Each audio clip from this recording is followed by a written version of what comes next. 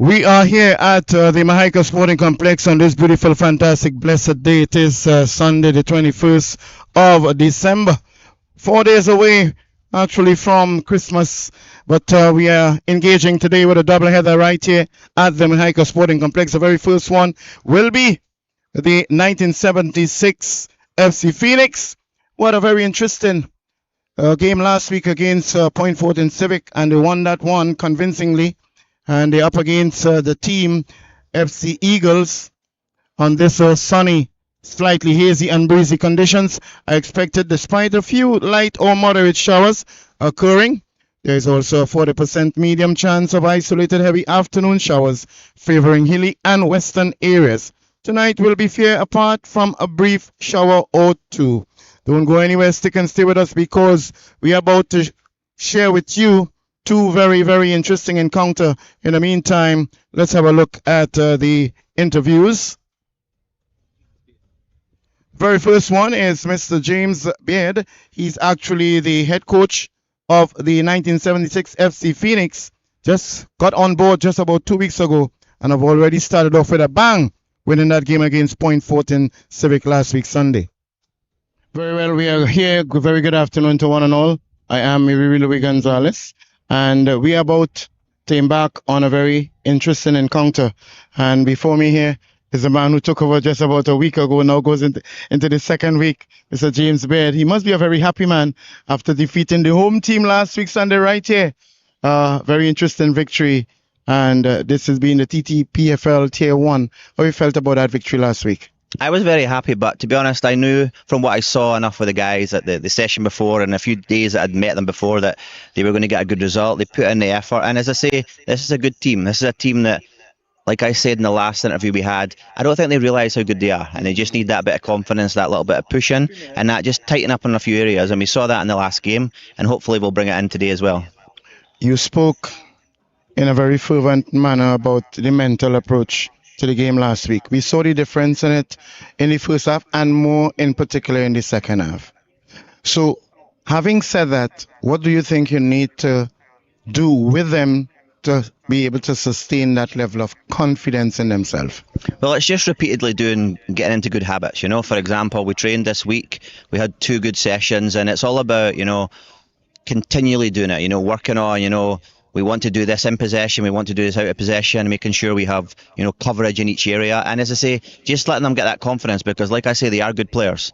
It's obviously difficult because we're the only team from Tobago and we have to travel over. So even today, there's challenges that come up, but I also believe when there's challenges, that's when teams rise to the top. And I think that's what we're trying to do, build on all those things. So like I said, it's just concentration and working on good habits.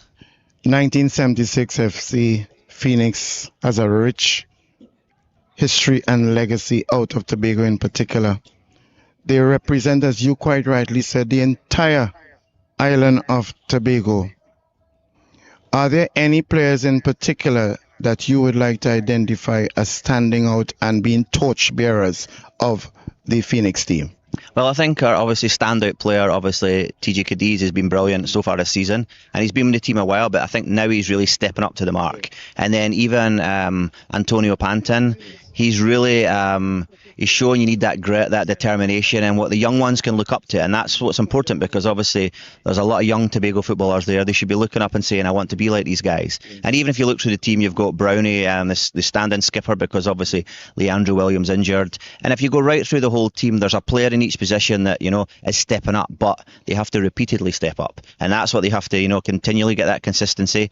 And then I'm sure, like I say, the young ones are watching on thinking, I'm proud of this team, and that's what I want. I want them to build that pride in Tobago, and also when they come over here, make it a battle, because we want to see good football, we want to see good games and entertaining football. That's why we all watch it. You're coming up against a team that is struggling, but they are filled with a lot of talent, just like Phoenix. What do you expect of today's game against your opponent, FC Eagles?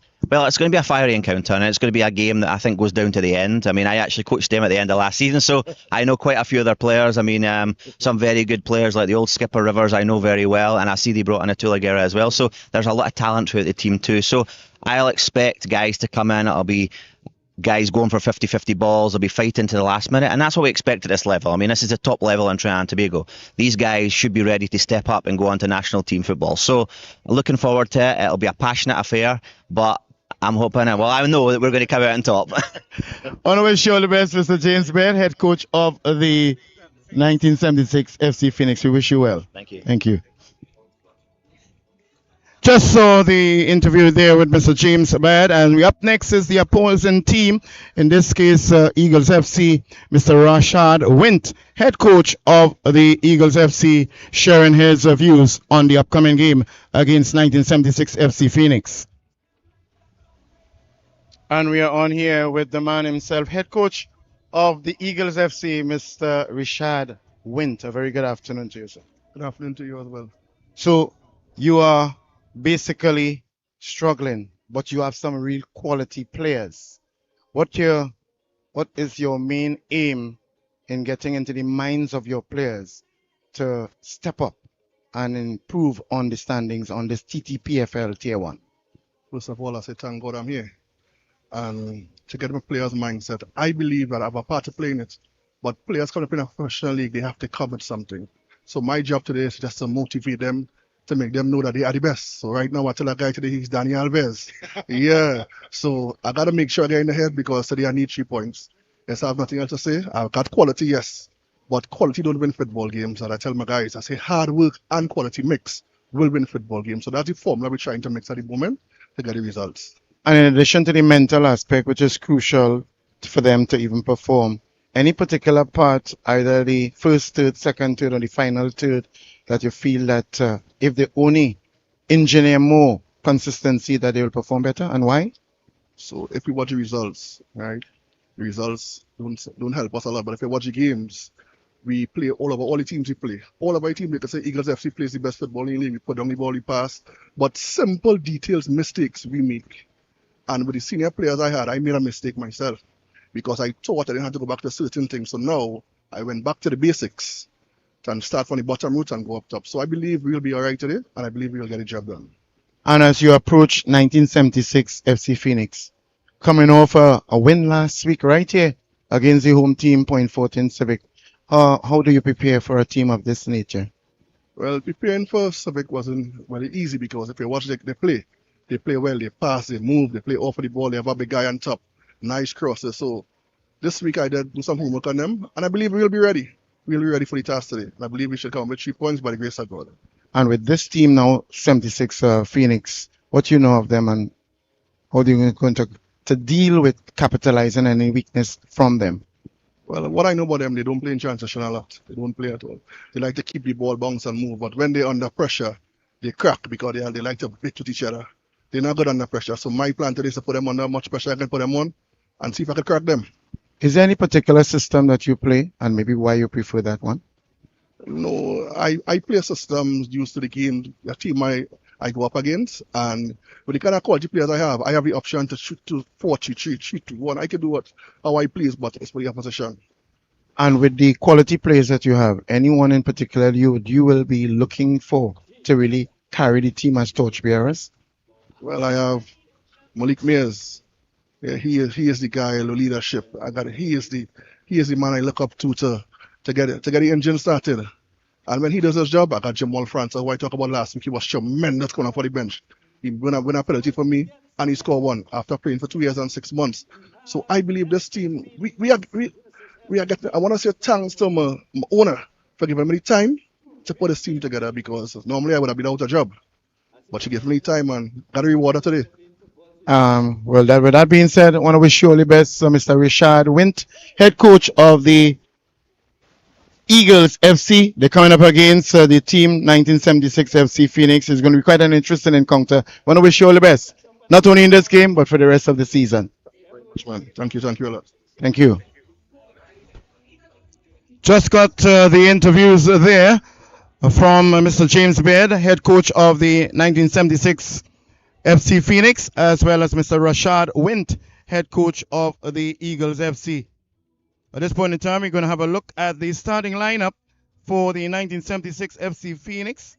They find themselves 10th on the standings, and after 8 games, they're on 6 points. The starting lineup indicates the following. In goal, number 25, Shaheem Darius Carrington. Number 3, and captain, Andel Brown. Number 7, one of their most prolific and dangerous players, TJ Cadiz. Number 8, Nicholas Alfred. Number 12, Antonio Pantin. Number 13, Corey Carrington. Wearing the number 15 is Trevon James. Che Richards is number 17. Number 19, Kerry McDonald. Number 21, Trevin Caesar. And number 24, Jeremiah Bristol. The head coach is Mr. James Baird. On the other hand, the starting lineup for the FC Eagles, they find themselves at the bottom of the table right now. After 8 games, they're on 1 point.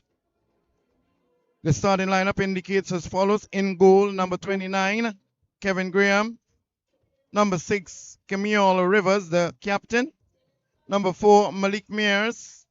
Number 7, Cedale McLean. Wearing the number 8 is Joshua Alexander. Number 11, Dominic Elijah Douglas.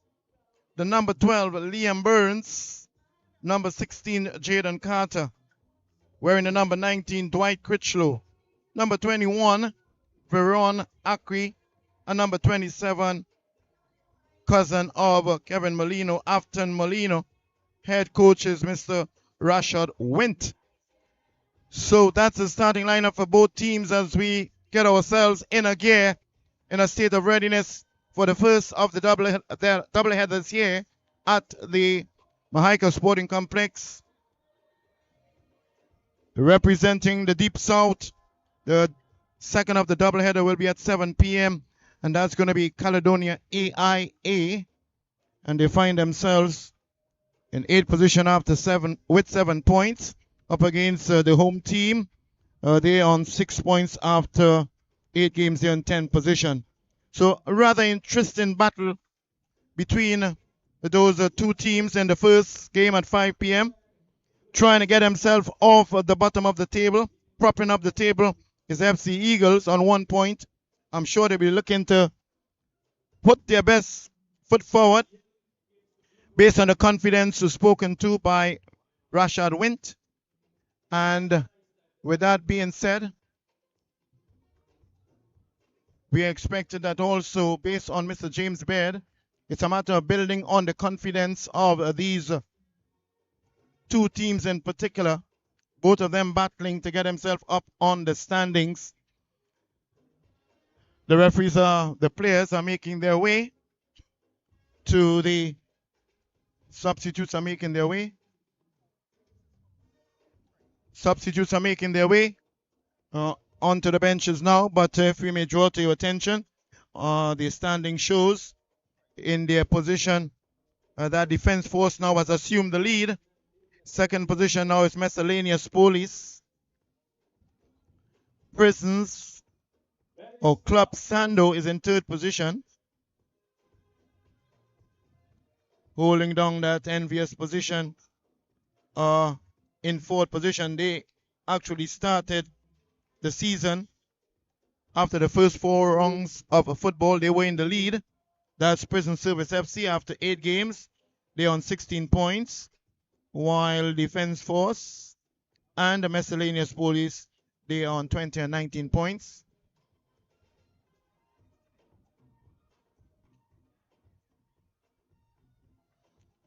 So we're looking at Club Sando. After 8 games, they are on 18 points. And this is as recent as the doubleheader that took place yesterday. Central FC after 9 games on 16 points. AC Port of Spain. The teams are now making their way. We'll get back to the standings very soon as the teams make their way onto the field of play. The referee recently appointed back onto the FIFA panel, Nikolai Nyron. His assistant referee number 1, Trevin Celestin. Assistant referee number 2, Relon Serrat. And the 4th official is expected to be Kylan Bacchus. The match assessor is Mr. Harrington, and the match commissioner, Tisha Belfon. Tisha Belfon being voted as the most promising match commissioner of the 2024-2025 season, and she's the match commissioner for this one. The teams are meeting each other right now, and the two captains will remain to take the toss there with the referee Nikolai Nyron.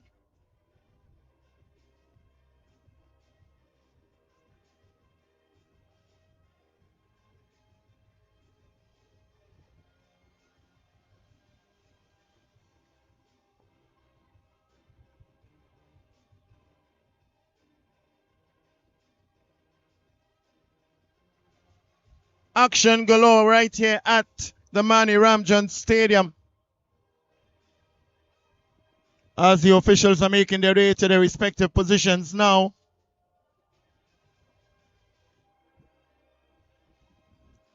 It's FC Phoenix out of Tobago, representing the whole of Tobago.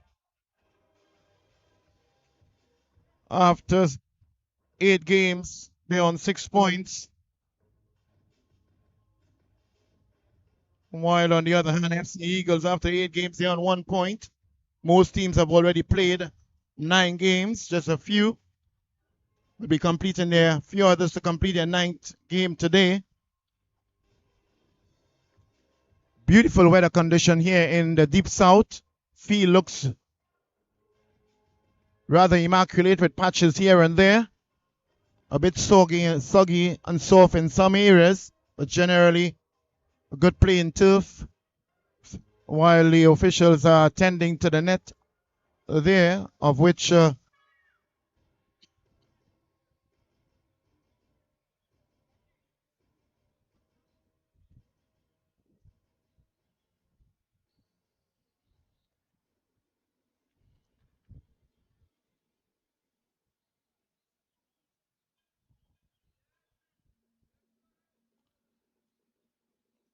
so it's on a 1976 FC Phoenix in their predominantly red outfit.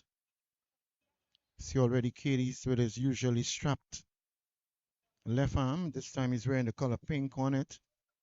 One of the most prolific, talented players we have in the league, has the distinction of representing the 76.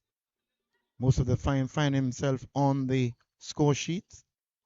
And they're up against the FC Eagles in their interesting dark green splash of yellow.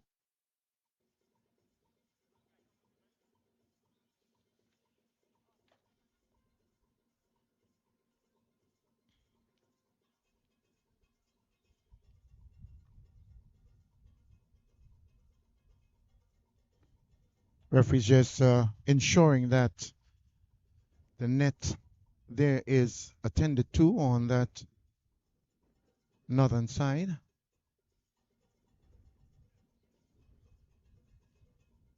While we hear the beautiful rhythm section instrumental playing in the background there, and the spectators making their way into this marvelous venue, about to see, I'm sure, a very spectacular game between these two teams.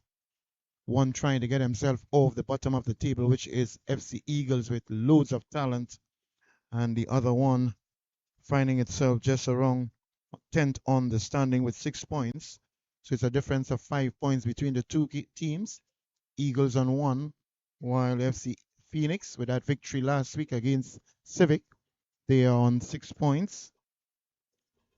The very same point FORTIN Civic will be up against Caledonia AIA, and that is going to be rather a very intriguing one, simply because of the fact that youthful squad is what Jablotay has, but Point FORTIN has been fluctuating with their performance, but when on any given day they're ready to play that game, then they can do it with style.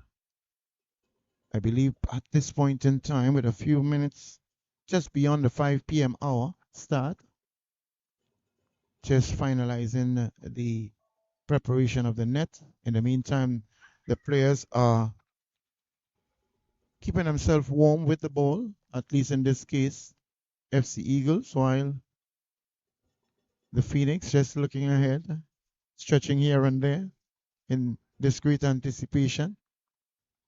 Should have actually, that particular matter with the nets should have been addressed earlier on by the match officials. I don't think it was something that should be now being addressed.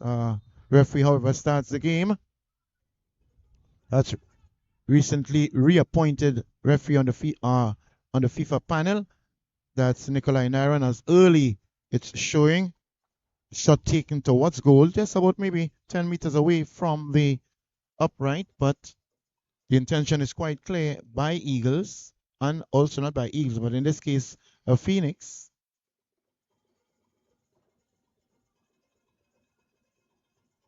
And I think the referee is really concerned about the bellow in the net. Yeah, some gaping holes here and there, and that could be a bit risky at any given time to create any unnecessary controversy, as the ground personnel is busily moving around to try and attend to that particular need now.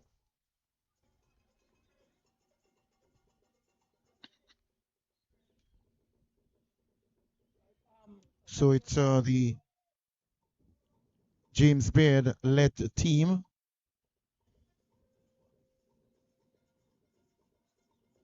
They are playing a 4-2-4 system, while the FC Eagles play in the 4-3-3.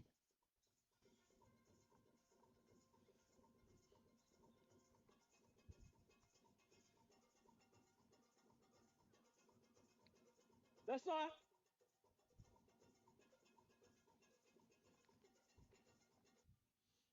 Still early stages, just with the whistle being blown there by the referee.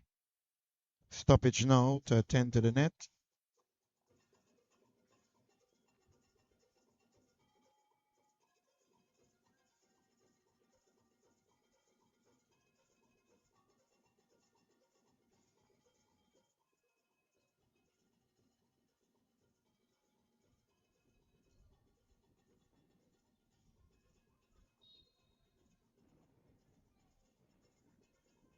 And that's the whistle of the referee now, just taking a couple minutes in addressing that matter.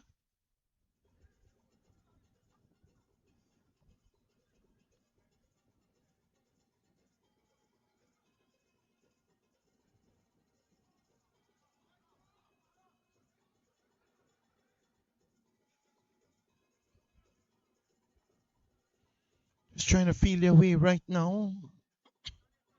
There are two teams knocking it around patiently.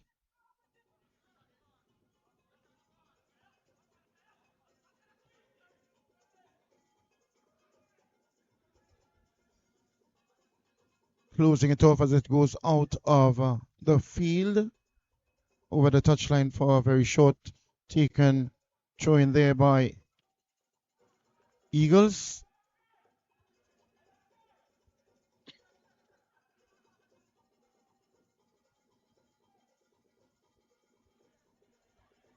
In goal for the Phoenix team, it's Carrington. Andel Brown, number 3, as the captain. Got to be careful there. It's under some pressure. He goes down.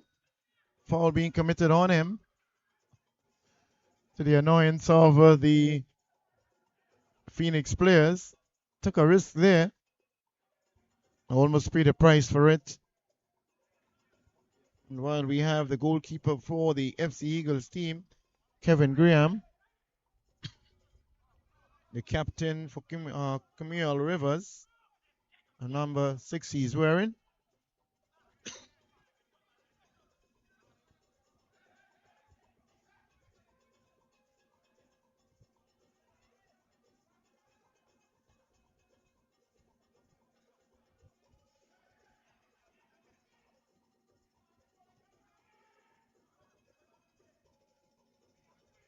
Just knocking the ball around, trying to get a feel of it in this early rounds.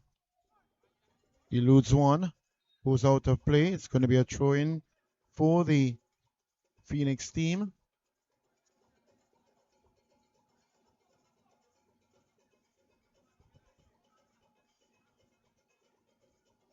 Actually, there's a foul committed on him. So Carrington takes this one, playing that left back position. Long floating one, drops inside. Bringing it out, there's FC Eagles. Just got to get their concentration together, both teams in particular. Takes a shot, beautiful one it is. Not bad whatsoever, good attempt at goal.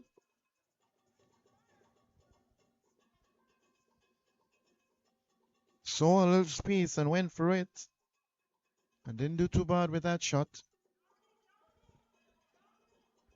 That's actually showing Lovell. He's playing that attacking position as a striker for his team. As Katie's on the ball now, screening it. Does well. He loses. Gets escape. Gets up in head. Katie's goes down. He is a player who shows loads of talent. Very athletic he is. He's going to be a marked person throughout the entire game. As for the season, he has been working tremendously hard for his team. TJ Cadiz, wearing that ever popular number 7. Long floating one there by the captain. Brown trying to build it. Sends it in. One wonders they are annoyed with him, whether or not he was going for a shot or not, but it was a very tame one. That's Jeremiah Bristol playing that stopper position for his team. Didn't really put much behind that one. Left-footed shot. Team shot towards the goalkeeper.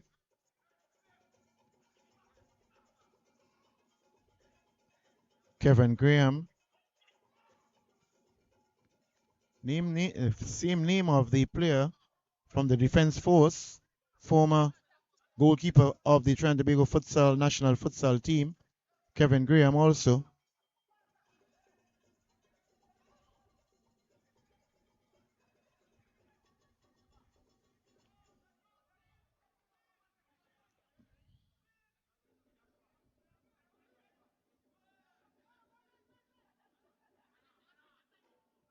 Stringing it nicely across.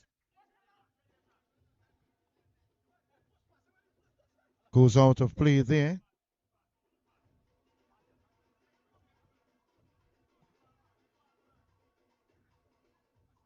Oh, with that accent I'm hearing there from Kevin Graham. Seems to be from Jamaica. Goalkeeper for the FC Eagles. Negotiating off the attacker and goes out of play.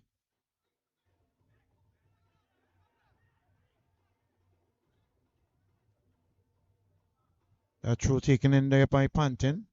Moving up the flank. Gets it way back to his team. Andel Brown.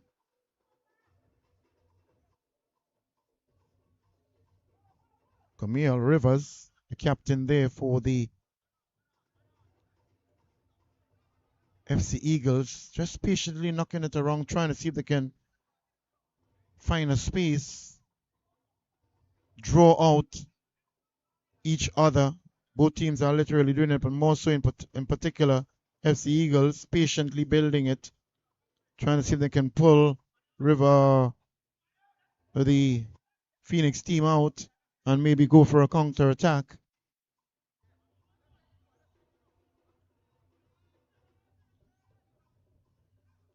On the run here now, it's Phoenix.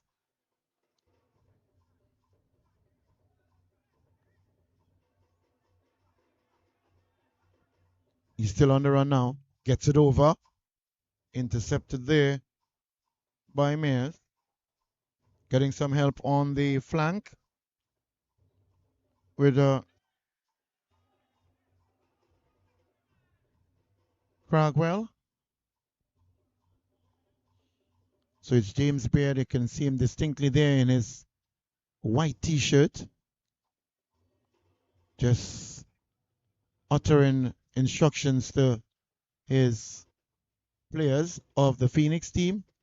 Must be quite a pleased coach coming in just a week before and getting into the minds of the players quite early and getting a much deserved victory against the FC Phoenix or the Point Fortin Civic last week, as we have an offside offense on the far side interfering with play.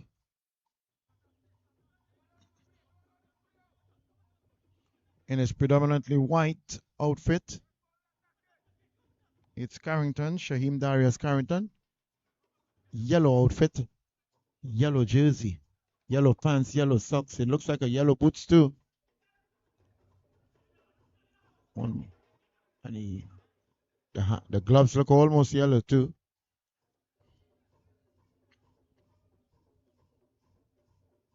Still building it from the back. That's what they're doing. And looking to see if they can counter-attack after getting it into the midfield area. Oh, he's hopping, but no foul, says the referee. Gets it in quick. As TJ has some space, he's moving towards goal. Gets it inside, and he opens it up for his team. Really left him hanging in the open, and he made him pay the price. He's overjoyed, and why not? Just can't give this young man any space. He takes a half chance and makes it into a hole. That's exactly what he did. Receiving the pass just outside the penalty area. Saw some space, move into the penalty area. He was about to be closed down by the defending team, defenders, including the goalkeeper. Got it through the goalkeeper's leg. So just wrong. They could say about maybe the 6-7 minutes of this match. TJ Cadiz opening up the scoring.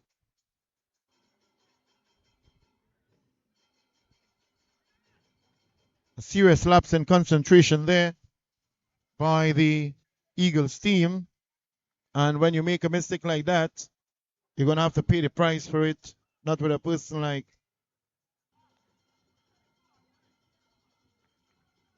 TJ whatsoever.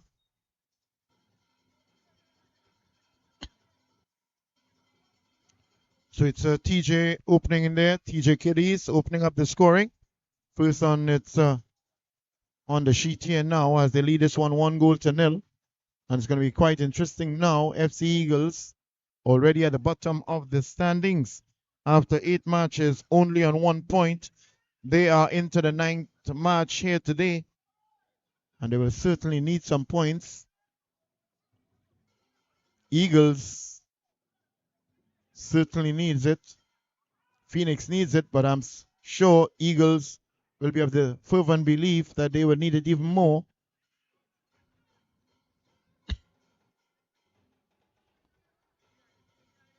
And with that goal, the confidence certainly has been lifted once again for the Eagles team.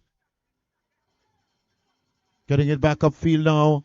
It's Eagles, or should I say for the Phoenix team with that goal scored. Another Eagles, but with the Phoenix team. A well-taken item there by Cadiz. Plays it inside, losing possession. He's annoyed. He should have done better with that. He knows that.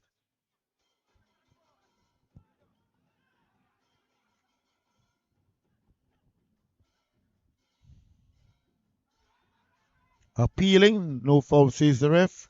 He's on the ground now. He's going to be attended to. Medic for the Phoenix team.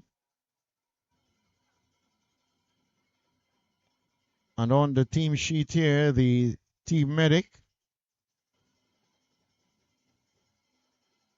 for the Phoenix team has been doing yeoman service for many matches thus far. That's physiotherapist Shelton Williams. And they are ably assisted, the head coach, James Baird, by assistant coaches Clinton Lewis, who is actually a masters athlete in the 100 and 200 meters, has performed remarkably on the international scene. Clinton Lewis, also a national referee in the E-zone, and ably assisted by assistant coach Kevin Raghubar Singh and staff, his team staff member Terry Williams.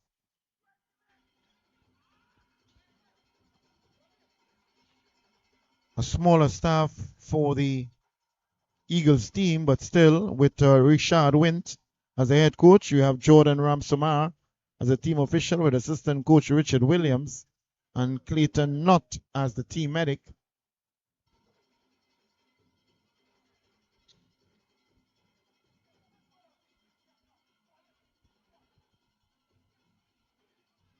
FC Eagles was having most of the ball possession. Find themselves trailing now with a 7-minute item scored by Cadiz. A well taken goal by him. Free kick to be taken on the far side.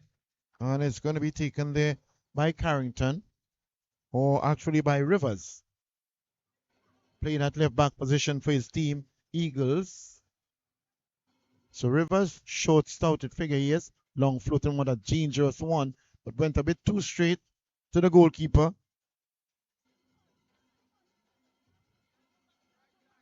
Goalkeeper Carrington. Building from the back. Feel a bit soggy here and there. Soft spots. Some other areas softer than others. Long floating one, dangerous, good defensive work there by Camille Rivers. Wearing the captain armband. Playing at left back position for his team. Moving down the left flank now. He's being closely monitored. Ups and holds on, but goes out of play. And it's going to be a goal kick.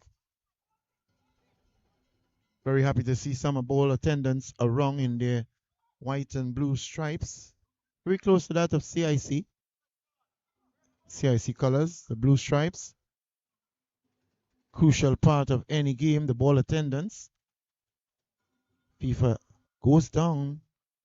Nothing cleared by the referee, nothing by the fourth official, Keelan Barkas. But with some time and space gets, good interception there by Mares for Eagles. But the Phoenix team is quite a dangerous one. Just seeing some space, they're going to capitalize on it as they have done with two Cadiz. Ball goes way over the grass hedge there. Most likely either on the road or into the yard of one of the residents here. I'm seeing someone moving towards it. So hopefully we shall get that spare ball or that ball very soon being thrown over the fence, I believe. We'll wait and see. Nevertheless, back onto the field of play here as the referees in their neon green building it patiently. Phoenix goes, keeps his Bristol. Bristol plays it across to Brown. Brown the captain. Long floating one. Looking to find. Takes it down brilliantly. Shot taken. Not a bad idea. Saw the space and went for it. That's Kerry McDonald. Wasn't too far off. Maybe just about 4 or 5 meters away from the upright. Must be commended for that.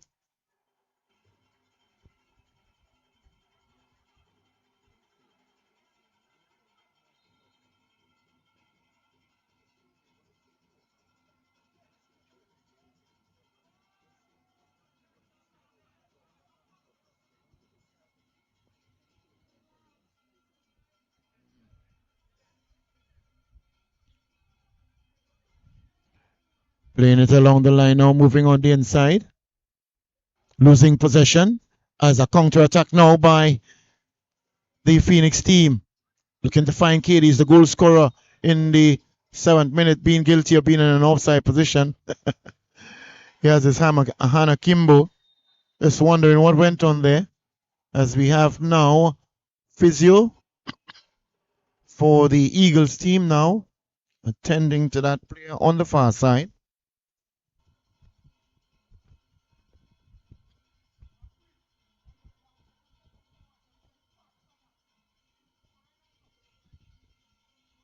He's being attended to on the ground.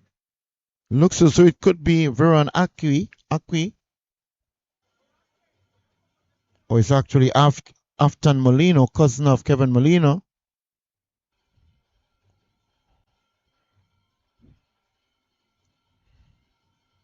Some stoppages here and there. And we know where those are stoppages. We're going to find ourselves with added on time. One of the ball attendants actually did some athletic climbing over the gate and has retrieved the ball here in this game. Plays it back.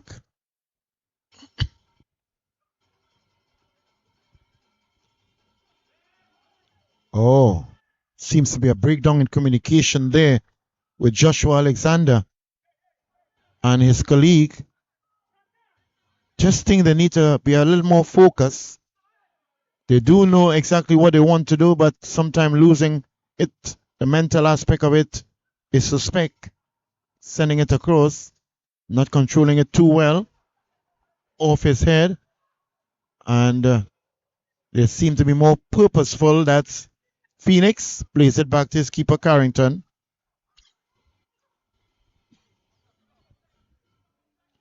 Long floating one. Doesn't do too well with that one. Was a bit low.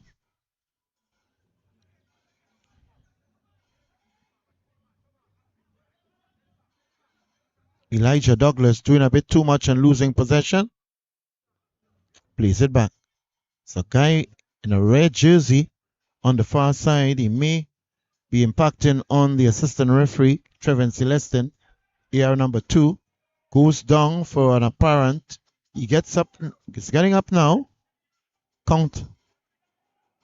Let's scrappy affair here, especially by the Eagles, FC Eagles team. A bit too slow. Gets it upfield here now. Trying to find KDs. Alexander moves further inside. Alexander still with it. Gets it across there now to. But long floating one. And going way over. As a matter of fact, missing the entire penalty area, but still in play. Does well. The far side gets it. Just needed to lift that one into the air, but kept it a bit low, and good defensive work there by Phoenix, as it's going to be a corner on the far side there for the FC Eagles team, who's trailing the Phoenix team by 1. Looks as though it's going to be very good. Jaden Carter going across there for that corner kick. Che Richards just stands up around. Actually, Kerry McDonald. Movement inside the penalty area as the referee, Nikolai Nyron, is looking closely at the situation. Head goes up there, skidded off one of the heads of the attacker. He goes down, he screams. Foul being committed on him. Now being shown some level of apology there by Dwight. Actually, Kerry McDonald. These guys have a way of shouting, making it into something. That's Molino.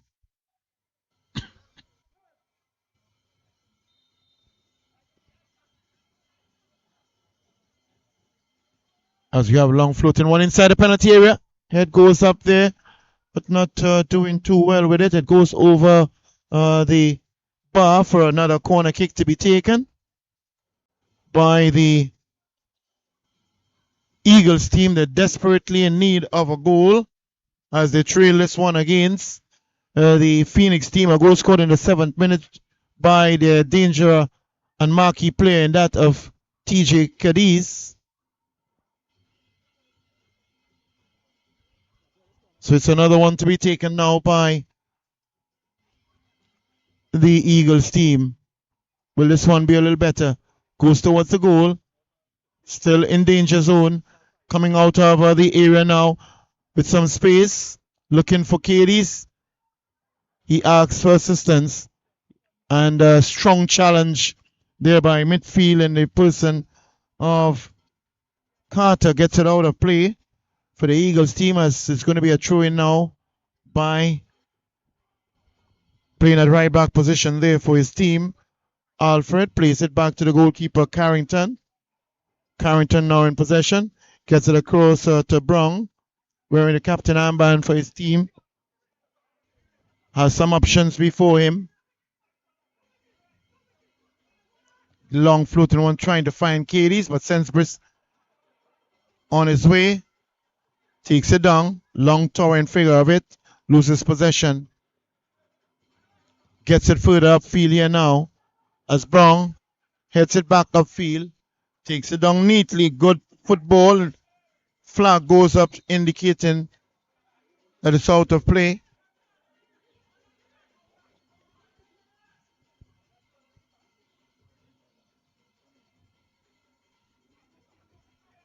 As a quick choice taken there. Goes out of play, trying to keep it in play, but not doing too well with that one. Was McLean. It's going to be Carrington takes this one. Playing at left back position for his team. Gets it upfield. Carrington trying to keep it in play. Moves to the right, moves to the left. He's being closely monitored there. And then it goes safely out of play. It's going to be a goal kick there for the Phoenix team as Carrington retrieves the ball. As there's going to be a substitution. At least look at 6 Rivers. This is surprising. And number 12, wearing the captain armband, Rivers, he has been replaced. Looks as though very interesting. Could have been most likely injured there. Plays it nicely inside. Long, strong challenge there by Eagles. Trying to make it out. It is Bristol losing possession. Brown puts in a challenge there on him. Decides to go further on the inside. Holding that position in the back. Now wearing the captain armband for the Eagles. For the Eagles team, it's Maez. Oh, he's being held. Got to be careful with that type of silly foul. Don't want to find yourself in the referee's book too early or at any point in time. Free kick taken. Good header there by Brown. Taking it down with some space and time. Takes a shot. Rebounding off the defender. Oh, it's actually not rebounding off, but actually thought it was a deflection. Just was poor art of kicking. Went aimlessly over the sideline. The touchline actually. The goal line. As the referee is urging Carrington to get it upfield. Not a very good kick by him.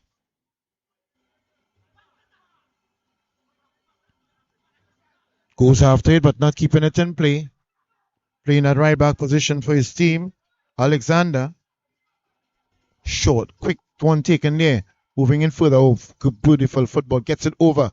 KD loses control with the initial attempt at it. Douglas. It's 3 versus 2 there now. Clearance by Eagles. Takes it down. Losing possession. Foul just in front of the referee, Nikolai Nyron.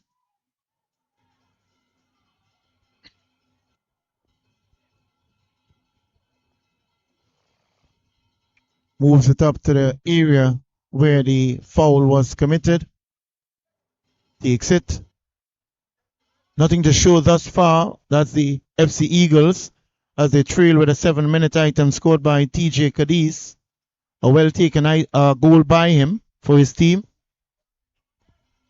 They have been having more of the ball possession. That's the Eagles team. The dangerous in counter attack is the Phoenix. Battling on that far side now for possession. Foul being committed.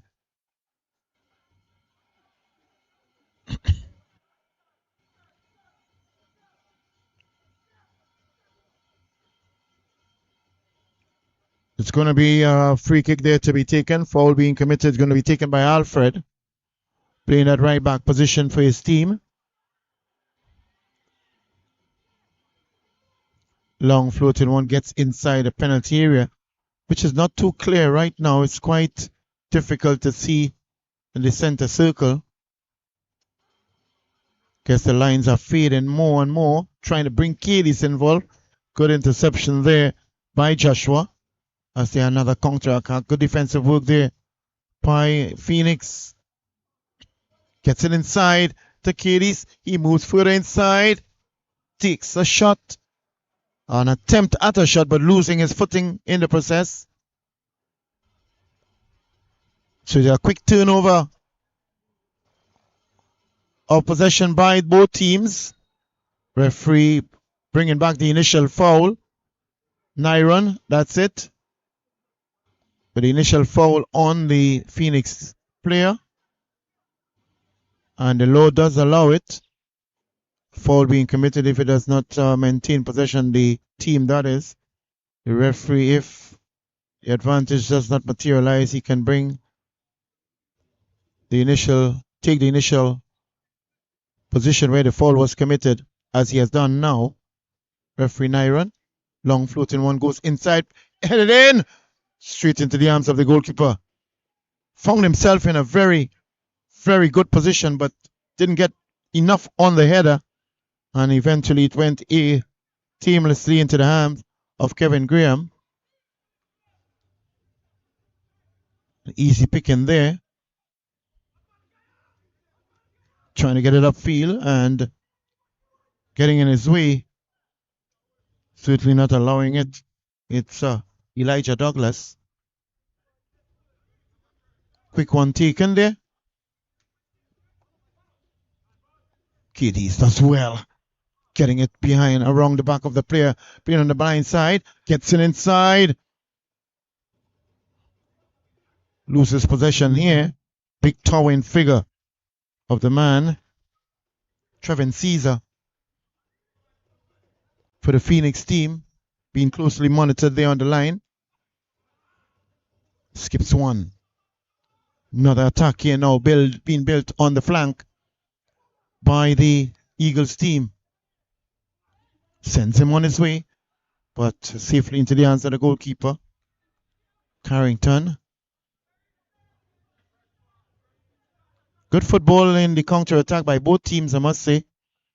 And brilliant defensive work by both teams to keep any shots taken by the opposing team.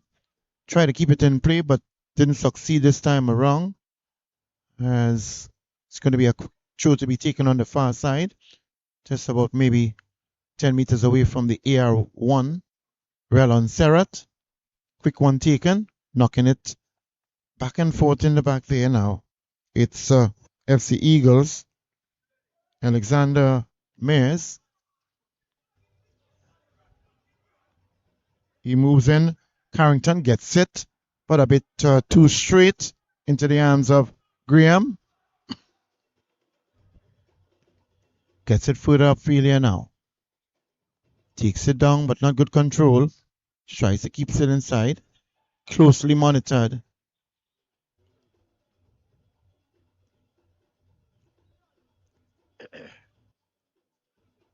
Brings it further inside with that throw now. Playing around into the center circle. That's McLean. Carries him into a run. Being challenged there on the left flank. Critchlow, foul being committed on him.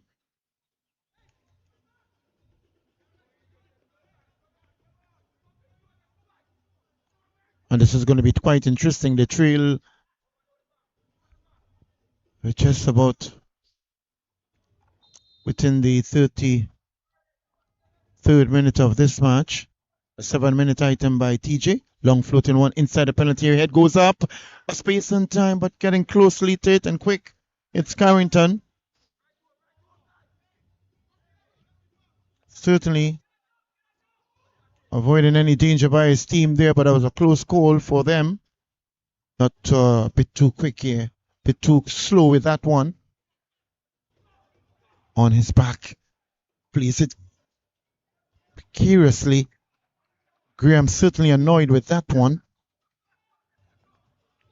Goes down, foul being committed on him. Took a major risk there, and certainly to the annoyance of the goalkeeper Graham. Knew it, and being issued a yellow card there. Get the number of that player soon.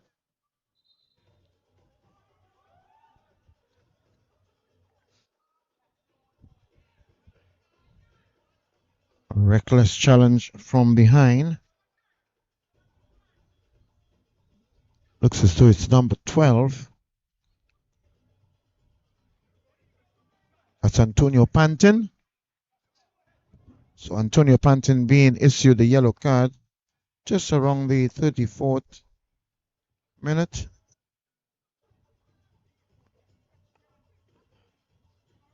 The only player thus far to have received a yellow card by the referee, Nikolai Nyron.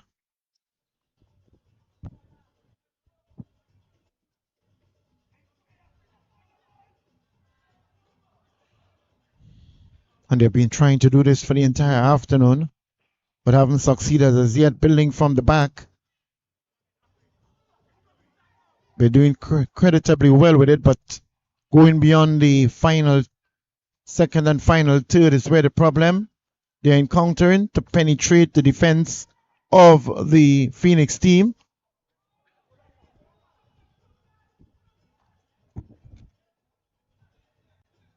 Graham slightly off his line now. That's his penalty area. Goes down. Squeezes it well and keeps it in play. FC Eagles. Playing some good football. It's FC Eagles, but a bit taking some chances in the back there. They're already trailing the Phoenix team by 1-0. Skips one. Gets him inside, but not good communication between himself and Cadiz. It goes out of play. It's going to be a goal kick for them. That's Graham. Takes it quickly.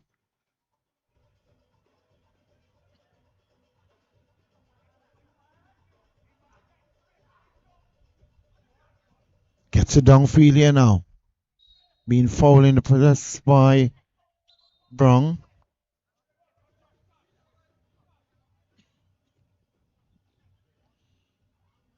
Nikolai Nyron. Verbal caution for Brown, letting him know that he has committed such a foul on more than one occasion. Needs to maintain some level of composure. It's appealing for being held, but no says the referee. Caesar gets it across.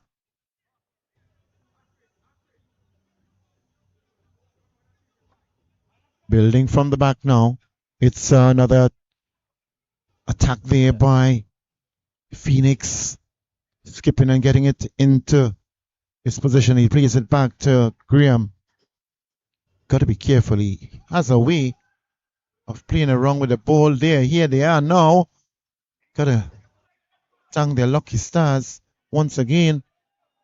Sturdy defense of Phoenix, not allowing them handling the ball there. He knew fully well that's Critchlow deliberately handling the ball, of which the referee blew the whistle. Got to get off the ball a bit to get that 9.5 meters. Decides to leave it alone as Carrington gets himself behind that one. Floating further upfield. The head goes up. Good header. Katie's mistiming that one. Reading it. He's holding on. Gets it further to the right now. Trying to build from the back. Another attempt here by FC Eagles. Bristol gets it away. But counter-attack here now with some opportunity. Good timely interception there, goes down. Appeal. No, says the referee. Still looking for that opening item is FC Eagles. Closing down the attack there. It's Phoenix.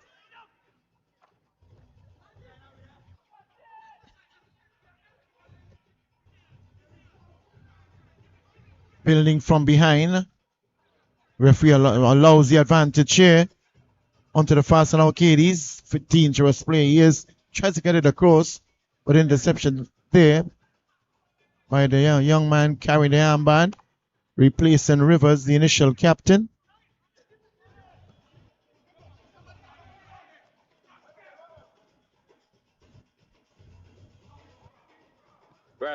Gets it across inside the penalty area. Katie's handling it in the process and a really dangerous player coming from behind and getting it into the net, but no says the referee. Foul already committed there.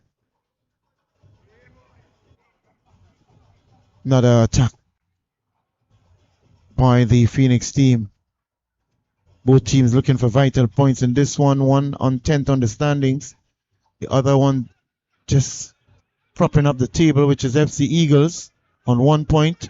But a counter attack there by FC Eagles. Goes towards the line, gets it inside, loses possession to that of Brown. As we now have the grand opportunity of welcoming Mr. Ruskin Mark to join commentary here. Welcome, Ruskin. Thank you, Mr. President.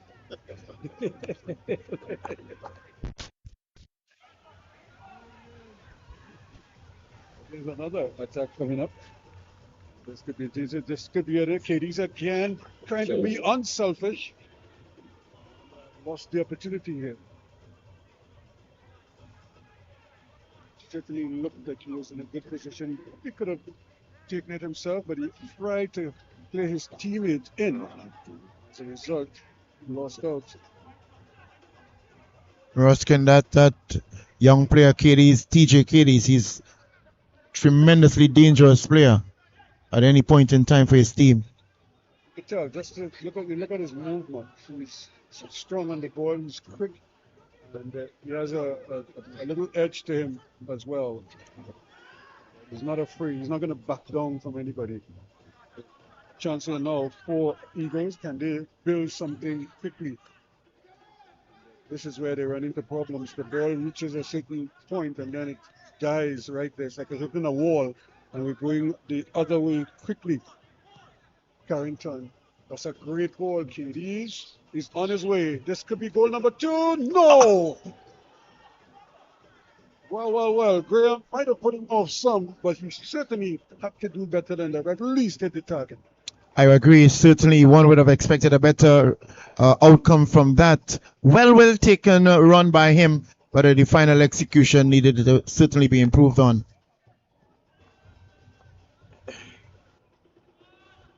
And Kidis himself just reminds me of his build, just like one of those Nigerian players. Very, very athletic. This is good football again. Eagles doing well. A chance. Now, a great opportunity here. The shot saved.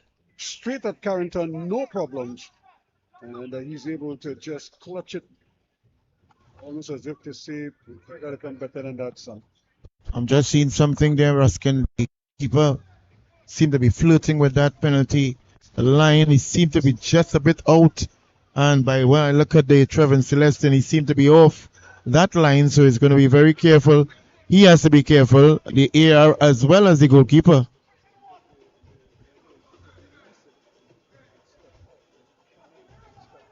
And that's correct. Yes.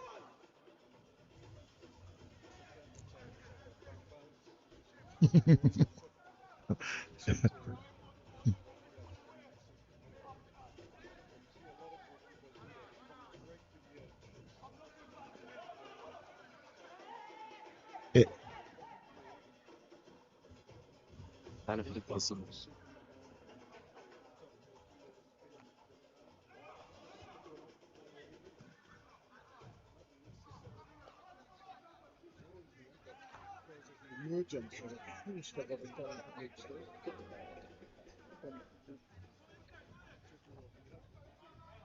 Fun. I was always joking about the great games on Friday. 14 goals, 7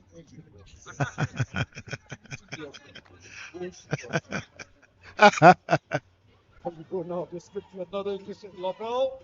Big fella misses the target. Well, he was just put off a little bit by Ingles. That might have put him off a little bit there.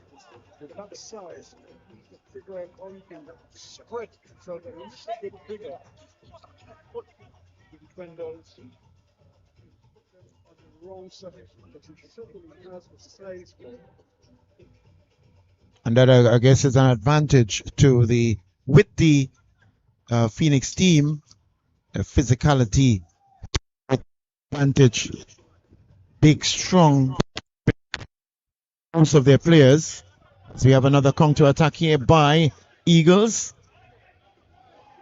Closely monitored. We are seeing close, Ruskin, that the Phoenix team in particular are really closing down the attack of the Eagles team anytime they come into the final third. Yeah, they are. They're actually covering. You look at their defenders. The defenders move laterally very well. So when they try to use the extremities of the field, Eagles, they're not having much luck. For a moment, it might look like it's open, but then you only see red shirts just gravitating towards the ball, and as a result, what looked like an opening, suddenly the door is shut, and it's shut quickly. I think we have 2 minutes of added on time in this first half.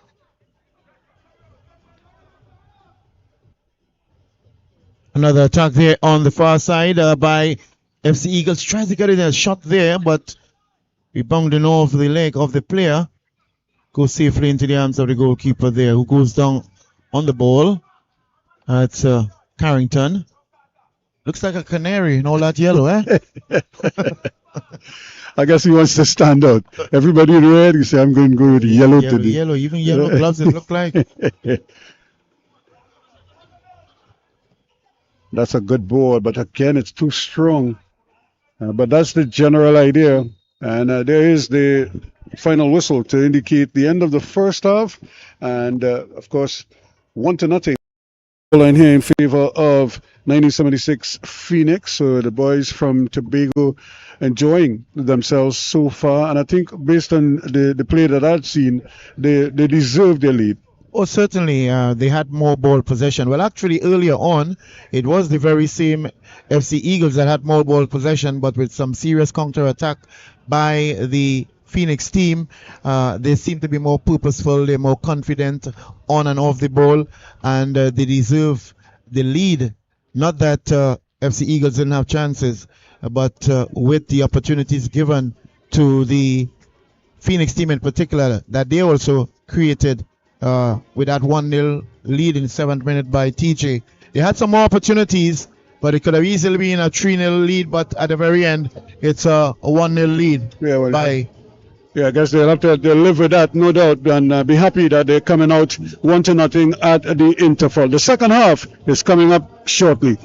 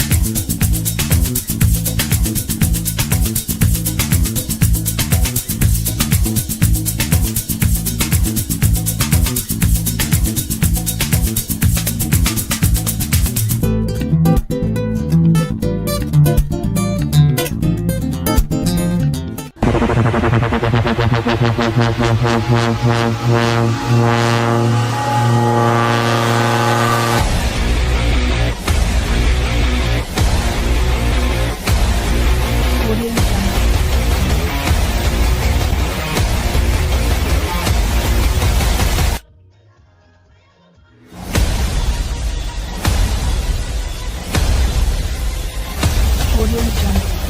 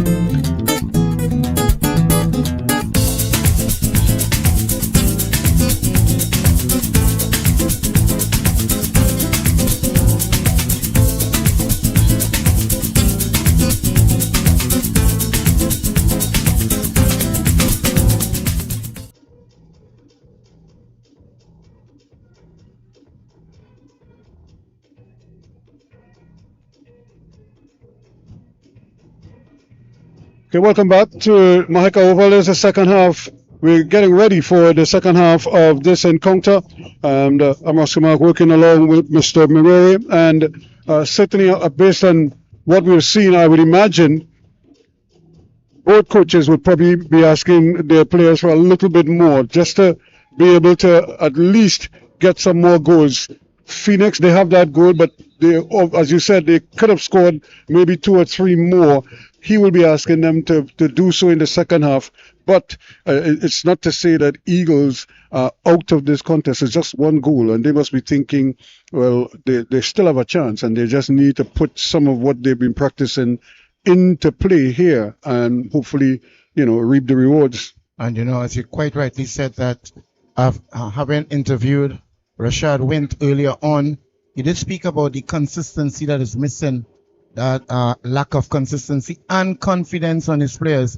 They're loaded with talent, but they just need to be able to communicate clearer, to have that level of synergy, and the communication among themselves. They're doing quite well in the back, in the middle, but they need to finish it off in the final third. Yeah, it certainly is. I'm looking at a number 11 on the field now for Eagles. I didn't really see the official indicating that is, but as if I'm seeing a number 11 just making his way out in the middle. Well, with the number 11 Ruskin, could very well be Douglas. Is it it's already Douglas is on the field, Dominique Elijah Douglas. So we did have a substitution taking place there, but we'll bring you up to speed with that information very soon. But just a couple of moments away from the referee's whistle. Recently reappointed referee on the FIFA panel, Nikolai Nyron. He's handling this one, ably assisted by AR1, Relon Serret, and assistant referee number 2, Trevin Celestin. So that's the whistle of the referee Nyron. It's going to be quite interesting to see what changes will be made with the tactical approaches of both teams, especially FC Eagles. They're really at the bottom of the table, only 1 point after just about 8 games, and desperately in need of some points. While Phoenix need it, I'm sure all will agree that Eagles need it more. What will they do in order to get their act together is left to be seen. Yeah, it is. When you're at the bottom of the table, obviously you have to adopt the mindset that, look, we can only get better, we can only go up from here. And you have to kind of take it in stages, take it a half at a time. You can't even think of it in terms of a game at a time. You take it at a half at a time and see what is working, what isn't working, and then how you could benefit. That's a great ball, but again, the control is not the best. Now we had a critical juncture here. The artificial lighting hasn't really taken full effect just yet, but that's another great ball. Now, can Eagles get something here? And again, the pass is not the best. And we were just talking about Douglas there, but he failed to deliver. We must commend Bristol in particular. He's playing a human service in the back there for his team as the last stopper.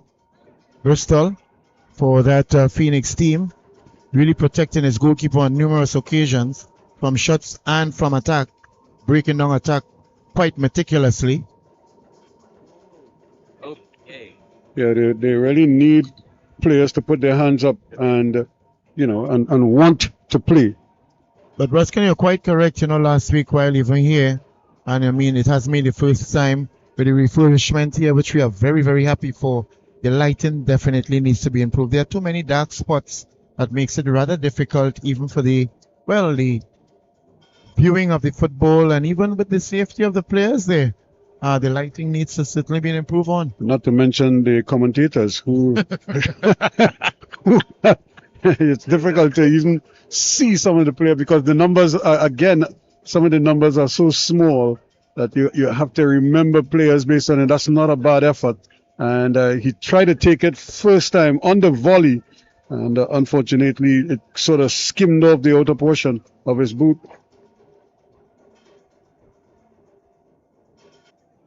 And I think it's just a matter of maybe increasing some of the bulbs on the various strategic positions, and it will be very, very helpful to one and all here at this magnificent facility, the Mahika Sporting Complex. I mean, renowned for some of the greatest footballers in the land, Trinidad and Tobago. There's another chance. This could be interesting here. The big fella is moving, and it just sort of got caught under him, and he couldn't free it up from under his legs. And as a result, it was taken away from him. That's good football again for Mears. But Lovell probably would want to get that back because he was certainly bearing down on goal. Well, having to deal with the sizable figure of Lovell, he's strappy. He's really very big. Could be very intimidating.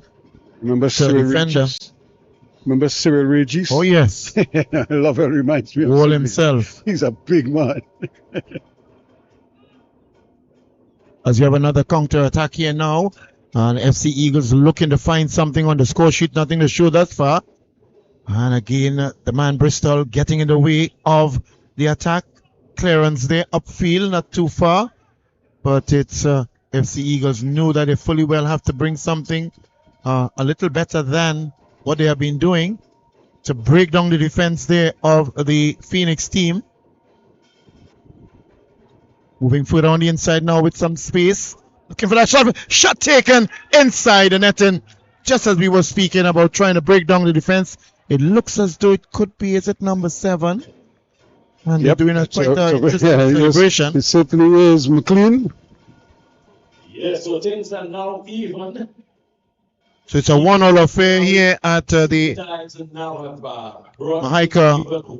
And this makes it very, very interesting, Ruskin, with a 1-1 affair very early into the second half. And that's exactly what Eagles wanted. And I'm sure they would have spoken about that to ensure that they get themselves back in the game. So that's the first step. Now they must be thinking, 1, do not concede. McLean, don't allow complacency to step in and just keep going. Whatever you did to get that goal, try to repeat it. Well, it's quite interesting that for the entire first half, Bristol and his team in the back, they were really closing them off, but somehow they were able to penetrate successfully this time around, and it resulted in a goal.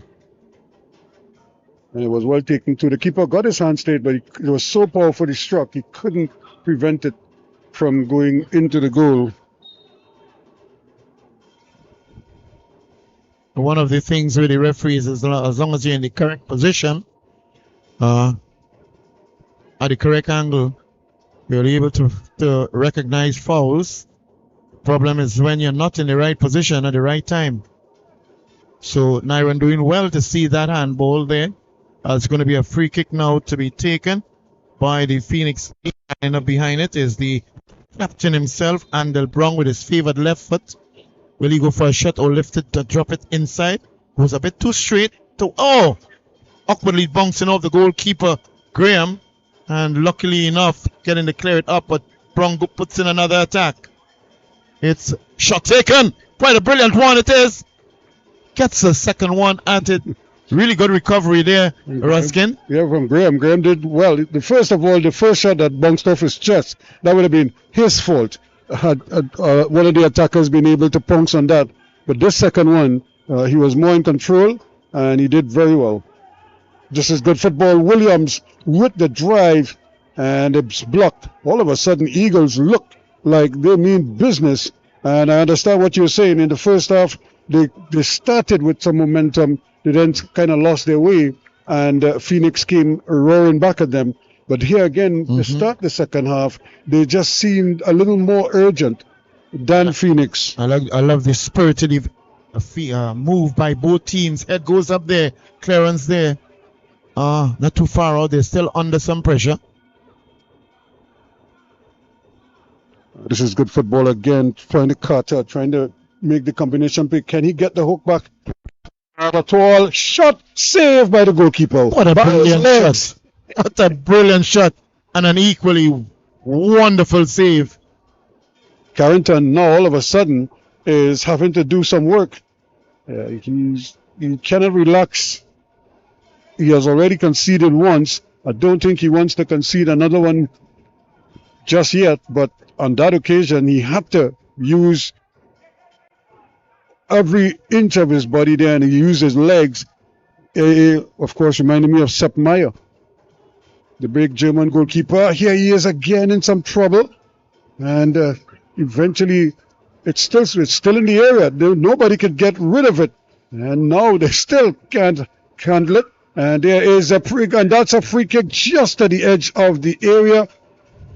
And that's going to be in a rather intriguing position. It's going to be a dangerous one. Yep. Anybody who could spang that ball well will put Carrington under some duress.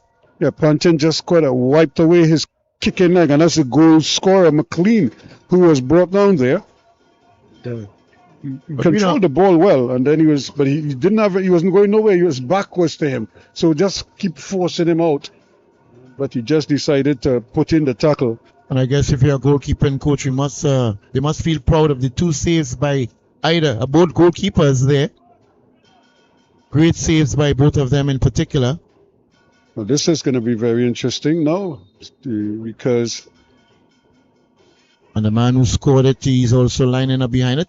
Oh, dangerously it's off the crossbar. What a wonderful taking strike it is. Goalkeeper Carrington was in no man's land with that one. Carter again could consider himself very unlucky there because the goalkeeper really didn't have a chance there, Carrington. He was just looking at it. Here they come again, and offsides is the call. And again, that is such a momentum breaker because when you're that far away from everybody, the first thing is watch the line to see where the defenders are and just wait for the ball. There's no need for him to go forward. He just had to wait, receive the ball, and then make his move. Rashad Windmay have really spoken and really played into the minds of the FC Eagles. They came out into the second half and they're showing that level of urgency and purpose against the FC Phoenix team. So another great ball. Now, interesting here. Shot. Needed to probably aim for the back post as opposed to the near post. He looked well moving in the inside. That's McDonald.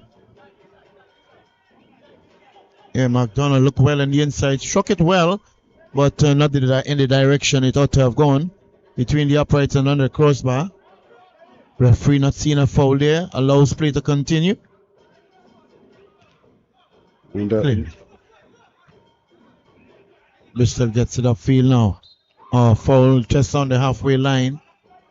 That's Carter again. Carter's he's probably getting more and more. And although he committed the foul there, but you could just see his whole body language is a lot more positive now, and he wants to play. And I think they need him to be in that mood. There's a big fella.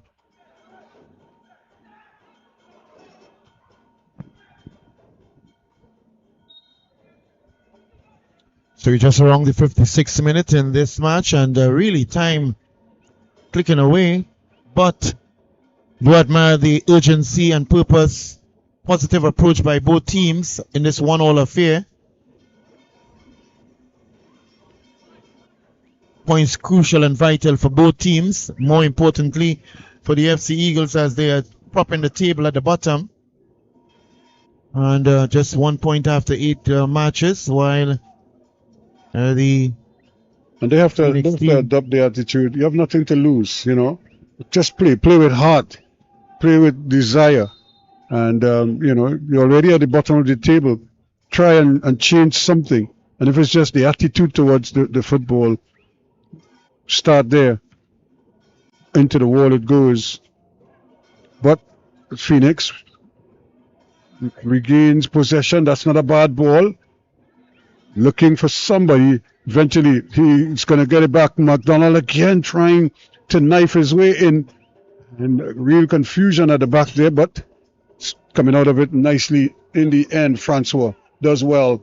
And but equally brilliant is the defender. And well, I was just telling you about Carter. And look at the tackle there. It's sliding around.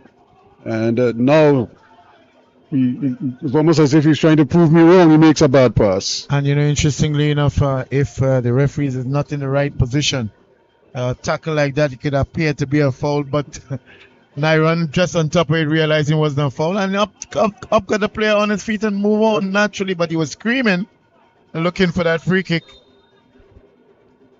Are they going to make a substitution? 14, is it? 8 is coming off. Look, so it's 15 and 15 with 11. Urgency being shown here by the both teams is really commendable, totally different to the first half. That's a great ball, just a little too straight there as they were aiming for KDs again. Another counter attack here by FC Eagles. Long lunging tackle there, intercepting quite nicely as they're just moving back and forth, looking for other attempts at the goal. Both goalkeepers are having quite a very busy second half, I must say.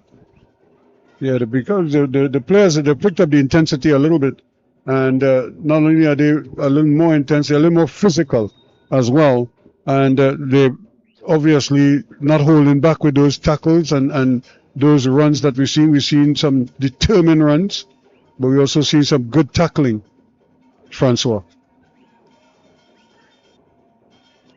No, that's good football. Where's options?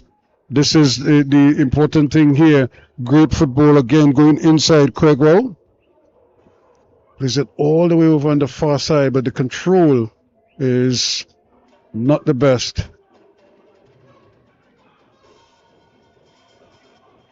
Phoenix now starting to find space down that left-hand side again.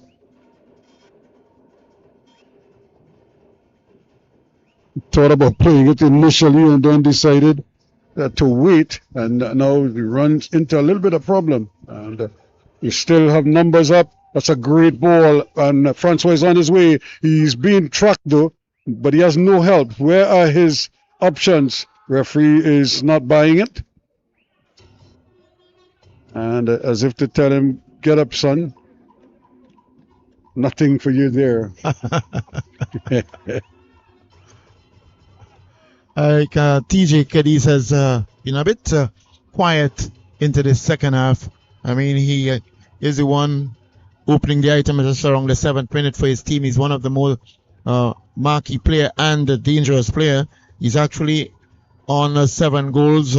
7 goals is the highest amount of goals scored, along with Malachi Webb and Terry Clay of Jablotey and Club Sando. Each, I guess maybe he'll find his way moving into the second half. Cadiz. Into the space. That's what you call leading a man into the space where you want him to go.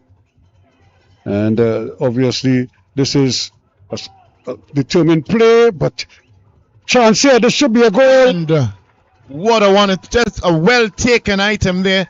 I must credit getting that ball over into the penalty area. Good football by him. And with an open space, an open net, looks as though, is it number...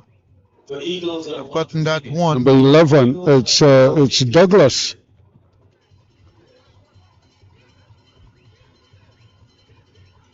But first of all, it was the play down the left-hand side by Williams that created all the problems. And again, coming back here now to get the goal. Was it Francois who eventually scored it in the end? I think it is Francois. Yes. It's Francois who did it in, and now they find themselves 2-1 up. So they've come all the way back. Not only have they tied up the scores, but they've actually taken the lead. Actually, yeah, Francois, Jomal Anthony Francois, number 99, getting the leading item there for his team, moving into this 2-1 lead. And it's a strange position to find themselves. It's a happy position to also be where they are. That's Eagles FC leading this one against the initial leader in that of a Phoenix, who opened the item with an item by Cadiz. And as we were saying earlier on, Cadiz, one of their main players, quite a bit quiet into the second half. Don't know if he's going to change his gear and get into the action. And then this is so much better from Eagles. Now they not only are they in the lead, but they're beginning to really express themselves on the ball. And just as I say that, we get a bad pass to mess it all up, Alexander. And I think time and space. But as you were asking, it's the ability to sustain and maintain and retain that consistency from 1 minute into a minute to the next minute in this match by the FC Eagles team in particular. Yeah, they have to pick themselves up here now and use this little spell as the benchmark for them going the rest of the campaign, not just the rest of this game, but for everything that has been going on with them. This is another opportunity here, just to skim it wide. A brilliant run indeed from Douglas, and it just wouldn't hit on the inside of that far post for him. And as we saw, Ross Kenyon, actually not many shots on goal by FC Eagles, and look what is happening here in the second half. They have already had about 5 shots on a Phoenix goal, showing that level of urgency, moving that level of alacrity. Carrington has been a busy man. Now, opportunity here again, and this is the substitute who has just come on.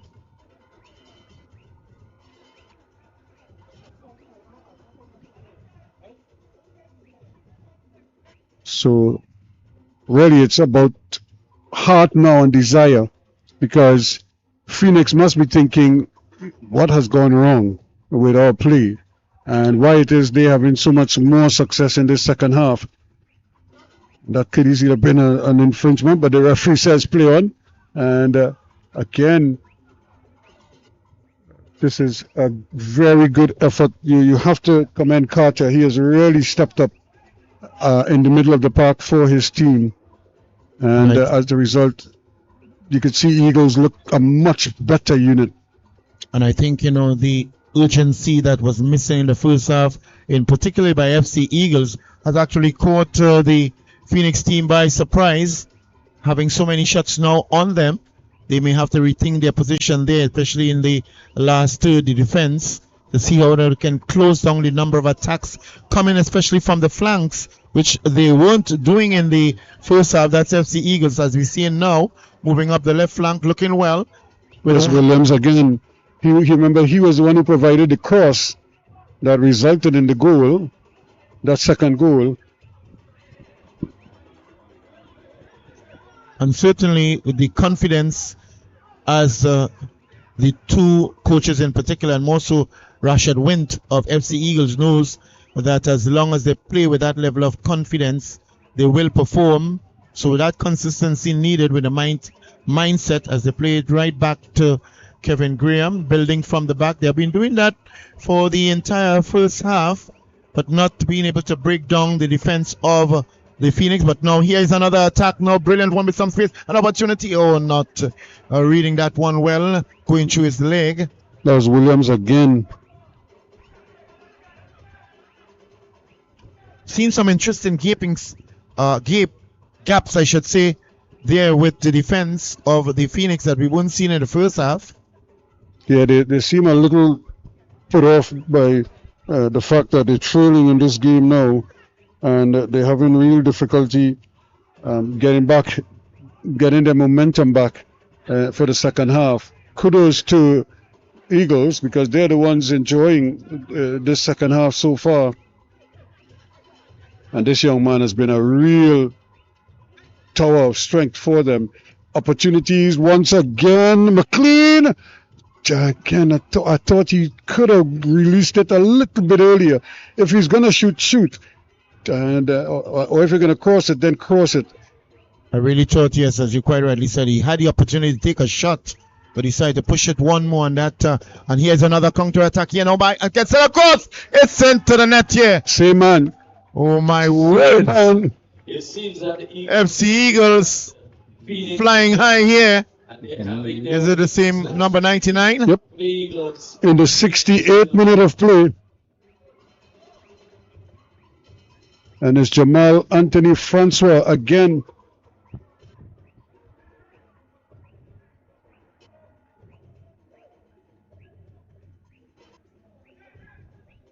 So Francois getting it in the just around the 53rd, and now the 60th.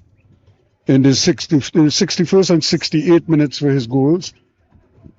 So he's been very, very instrumental in their turnaround here. He's come off the bench and he's given them a real spark. Now that is what a substitute is supposed to do. Give the team a lift. Do something a little bit differently to what was happening before. This is going to be quite interesting, Ruskin. What will James Beard, the head coach of the Phoenix team, do now finding themselves in this unusual position, knowing fully well that they are high up on the table, just around maybe 10 position on the standings.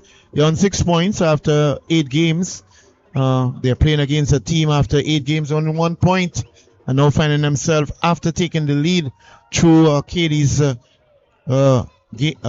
in the 7th minute, now trailing the very same team, FC Eagles, by 3-1. Yeah, Eagles have really turned it around, and it's good to see because it means that they haven't given up. They haven't given up on the season, and although they're off to a very sluggish start and not one that, as you said, that you could write home about, it doesn't mean that it's everything is over and done with. And actually, we see a double substitution there from the Phoenix team. We could have tried to make some amends for what has happened, but another counter attack there by the FC Eagles, slowing it down a bit. Should take not a bad idea. Kicking from below the ball, so just continue moving up and up and up and over the crossbar. Yeah. The idea was quite a good one. Just need to get the proper technique in kicking it, keeping it low. But what is Phoenix going to do with the constant pressure from the FC Eagles team? Had some level of discord in the first half, but now they're playing with a lot more synergy and understanding. Yeah, they look like a totally different team. And this man has to get going. But again, look at that recovery coming there from Carter. He's here, there, and everywhere. Especially anything in the middle of the park. He's not giving up the middle of the park to anybody. And he's not the biggest man out there as well. So it shows, Ruskin, the kind of football we are seeing here from FC Eagles. As Mr. Wint would have said, they got the potential. They just got to believe in themselves. I guess the same thing for FC Phoenix too. It's just they're trying to find their way with this other attack now as they're moving forward, an opportunity, taking his eyes momentarily off the ball, losing it, and again getting possession. Who has possession has the opportunity to score. This time it's FC Eagles. And Carter once again just slowing it down now. And this is how the game has changed. They actually now can play football. We have a player down on the ground. This is the substitute who came on a short while ago. And it's number 14. Trim. Israel Trim. That's correct. But you were just saying just about a couple seconds ago, it's as though now that the FC Eagles seem to be dictating the pace and the momentum of the game. Yeah, they're slowing it down when they get up the opportunity to. They're dictating now how this game is going to be played, and which is good to see. Because when a team is at the bottom of the table, you might just be thinking, full speed ahead, 100, going 100 miles an hour. They realize that they have found something here. Something is working. And they're just now starting to, their link-up play is so much better. They're not trying to overplay. You realize the release balls, they're freeing up the wingers most times, because we look at the goals. One came from the right-hand side, the last one, the tap in at the back post. The one before that was another cross from the left. So they're using the extremities of the field very well. And as a result, they're putting off the Phoenix defenders. And that's exactly what you want. And which is unlike what they were doing in the first half. They were trying to penetrate through the middle, and they were literally going into the wall of the very congested defense created by the FC Phoenix. But in the meantime, we did say earlier on that this is going to be quite an interesting match and an exciting one, and it continues to be, while we have another really intriguing affair, and it is going to be the home team here, Point Fortin Civic. In their way is the youthful, vibrant, and energetic squad of the San Juan or the Caledonia AIA. That's another interesting affair. We look forward for that one. Just around 7 p.m. Yeah, and again, if what we've seen here is anything to go by, we anticipate that game is going to be another keen affair as well, and it could very well have a similar kind of resemble this one to some degree, because we all know Caledonia, they have a tendency to want to put the ball down and play the football, as they say. They're not prepared to use the long ball too much. They try to use more of their skill. They don't have very big, towering players, so it makes sense to keep the ball on the ground as much as you possibly can. But Civic is a dangerous team at home. And quite interesting. Both of them actually on 7 points after 8 games each. And they are actually in 8 and 9 position respectively. That's AIA, followed just below them is Point FORTIN Civic. Battling for it in the midfield there. It's that good Eagles. One who came on. That's another good ball. Just intercepted though. And look at how much quicker Eagles are to the ball now. And the quick movements, just moving the ball. Douglas keeps going, thinks about it, and runs into his man there. He went with a drag. He was hoping that it was going to turn Bristol, but Bristol stood his ground. And I don't know, I think he had some option whether to go right or left. But I think, in hesitating, he just ran straight into the player. Yeah. And he made the drag from too early. He probably needed to go, maybe fake and then drag. He started the drag, but it's almost as if when he dragged, like he lost his footing. And he had nowhere to go. And sometimes, these guys in them, they dribble you in mentally first before physically. Again, this is Douglas doing some good work now. And all of a sudden, they look like a totally different team. And especially from the left flank in particular, they've been doing quite a lot of work. Possibly they have seen some level of deficiency with the right back. Guess it's that right back in the person of Alfred. But most of their penetrative runs have been from the left. Now they're not coming from the right. Putting them under tremendous pressure. This is going to be a crucial corner to be taken here now. Well, as they say, if it ain't broke, don't fix it. And if they can't defend it, keep penetrating down the left-hand side. When things are going wrong, it goes very wrong indeed. Here's Williams trying to run upfield. The ball hit him in the back of his head and went out. It's just not happening for them at the moment. And as we can see again, the more of the ball possession is by the FC Eagles. It's as though that right now, intermittently or momentarily, the Phoenix team may get possession, but it's heavily owned now by the Eagles team and constantly putting the Phoenix team under pressure as they lead this one 3-1. Based on the play we saw in the first half, you would not have seen this kind of composure in the first half of the game. Let's look at the patience that they're showing and how effectively they're dealing with anything that Phoenix is throwing at them. And here they come again, another opportunity to attack down the right-hand side this time. McLean. And good interpassing. And that would be a handle ball. He was just trying to get there. But again, here's another man, Williams, who started on the left-hand side. And now he found himself over on that right-hand side. So he's made a little switch. And maybe to bolster that side, because we're seeing how well Carter is operating slightly left of center. So they've worked out their personnel very well, and they're figuring this is the best way. And this man, though, with 2 goals, is obviously key to it all. And that was just a little too soft. He knew exactly what he wanted to do, but the execution is what really needed to be improved on there. Sends him on his way. Moving with time and space on the left flank. Douglas. Shot. Oh, no, I think he was in several minds as to what he wanted to do. Was he willing to cross it or take a shot with his left foot, with his right foot? Then a look a bit confused. Went with the right and way over the bar. But he opened up nicely. You could see it open up, and he was either going to go to the far post, but he got it all wrong because he never got it on frame first of all, and it went up in the air. It didn't come down at all for him. Well, I guess, moving at that angle and trying to kick with the right foot, you got to have the correct technique to be able to score from that angle with the right foot in particular. He knew what he wanted to do, but certainly the execution is what he needed to improve on tremendously.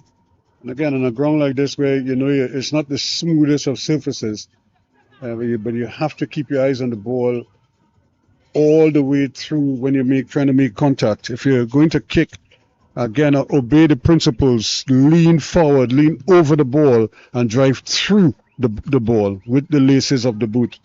I suppose part of the problem is some of the boots, they don't have laces. So they could see that that's part of the reason why they don't kick as well.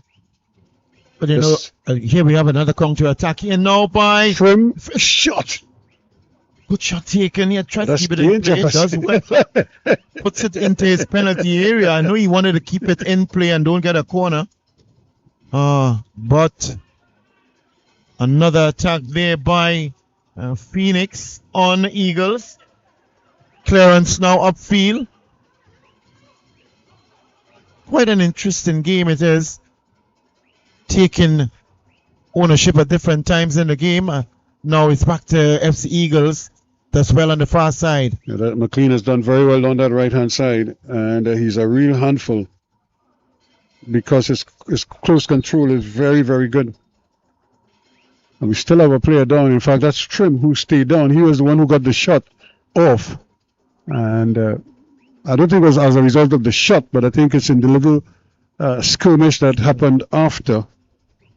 He probably got turned around or maybe twisted an ankle or something. It just seemed like he's just sitting there hanging out. Yeah, we must commend over the physios doing quite a fantastic work here. Team Dr. Medic in Clayton not doing the work there for the FC Eagles, but this time around for the Phoenix team doing the work there, the physiotherapist and Shelton Williams. And again, recognizing Dr. AJ, that's Anthony James and the medical services ambulance being here to provide that much safe aspect of a game of this caliber. Trim seems very disappointed, and it's almost as if he can't go. The substitute is going to have to be substituted. I suspect most likely, I wonder if it's a reoccurring injury, but nothing didn't seem too dangerous with him. Yeah, that's it for him. His day is done. Was providing a massive contribution to his team, so he's going to be missed. But let's see what happened now with the substitution. Well, we're into the last 10 here now, so the game is obviously, time is a factor for Phoenix as well. Because for them to get back in this, they have work to do. And a lot of work, because as we are seeing, FC Eagles now with their tail literally in the air, figuratively that is, they're going with confidence, and another shot taken. Really knew what he wanted to do, but again the technique involved really far from the authenticity of it, and it went way over. I guess in rugby that may have been a try. One. Yep. Huh? Yep. He might have gotten 3 points for that penalty goal. But again, just look at how McLean is drifting. He was on the right hand side, now he's in the center. So they're interchanging very well and causing problems. But again, the marking is not the best from Phoenix. Here is Francois. As they come forward again, brilliant football all the way through. Molino getting more and more involved as well. But this man, he's really been the difference maker since he's entered. And still, he just couldn't control that one there, Carter. But look at how he's fighting back for it. And he gets the tackle in as well. That's brilliant work. Well, we do have at the end of the match, player of the match. With that kind of performance, he may very well be in line to be considered. As we have another substitution there being made, double most likely by the Phoenix team. They're really trying, they're using the windows, trying to make a difference here. But they trail this one 3-1 against the team that is moving with a lot more purpose now, FC Eagles. And they've decided that they're going to try and plug that gap. Remember, we were talking about Alfred being targeted down this left-hand side by Eagles. So they've switched the right back, and they've now introduced somebody else down this right-hand side, hoping that this helps. And this looks like Kieran Matthews. Yep. Another attack here on the far side. Gets it across. Let's see if in terms of the goalkeeper, Carrington. Yes. Switching and making that substitution. Kieran Matthews now, where a lot of space was exploited earlier on by the FC Eagles. Now they have made that switch and brought on that young man, Kieran Matthews, to hold on that right back position for his team. Oh, he's missed that one dangerously. Moving towards it with some space. Let's get against the keeper's legs. Bristol, the goalkeeper did very well there, and now the defense is helping him out. And they still maintain possession. This is great football. Chance again, and once he's going down that byline, it's difficult for him to get around the ball. When you're making a cross like that, you almost always going to have to fall down because you want to get around it to hook it back. And Cedar McLean knew that he should have done better, that he and the goalkeeper alone, literally. But the goalkeeper must be credited for using his foot to do the saving there. Any part That's of your body. second time. Remember, he blocked one of his near post earlier with a shot, and I think it was from McLean also. Oh, physical one there. Regaining possession. It's Phoenix as they trail this one 3-1 against the FC Eagles team, finding themselves at the bottom of the table at the start of this match. Vital points needed for them. Williams, I was just about to make the point that Williams hasn't really gotten into the game as much since he's been on the field. And now that they've been forced to substitute Trim, they're probably going to need him more than anything else to really make some kind of a contribution. And we have been seeing it for the entire second half. I don't know if there's something wrong with him. He hasn't featured that much in the second half. The marquee player in the person of Cadiz, TJ Cadiz, who scored a goal and is also one of the top goal scorers in the season thus far. He's been very quiet in the second half. That's another great ball, and look who's on his way. Francois once more. Can he turn his man? He's waiting, looking for something. That threatens to pass it, and then he does. That's a good ball again. That's an even better ball. An opportunity here, scores. Brilliant football, yes indeed. And that's Douglas getting on the score sheet. A short while ago, he had a shot that went not so high and not so handsome, but this time he made absolutely certain, and in the 86th minute of play they've tacked on a fourth.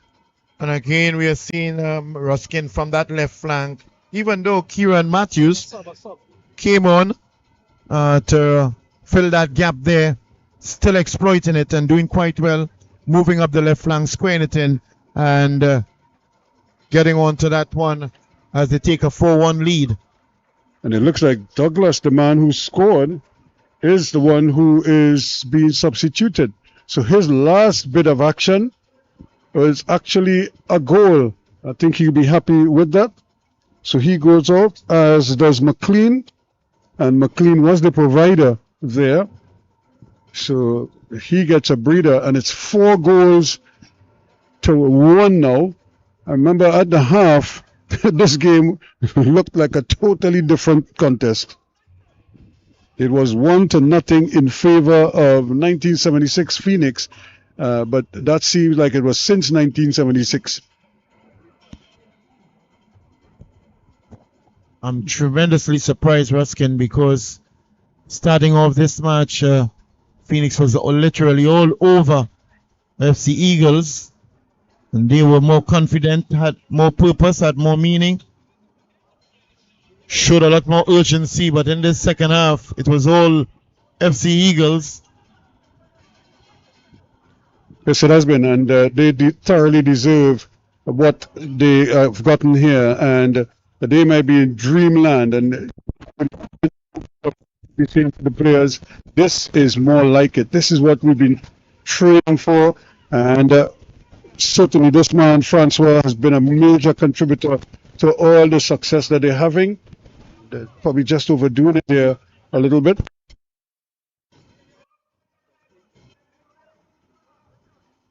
But still, with a 4-goal cushion,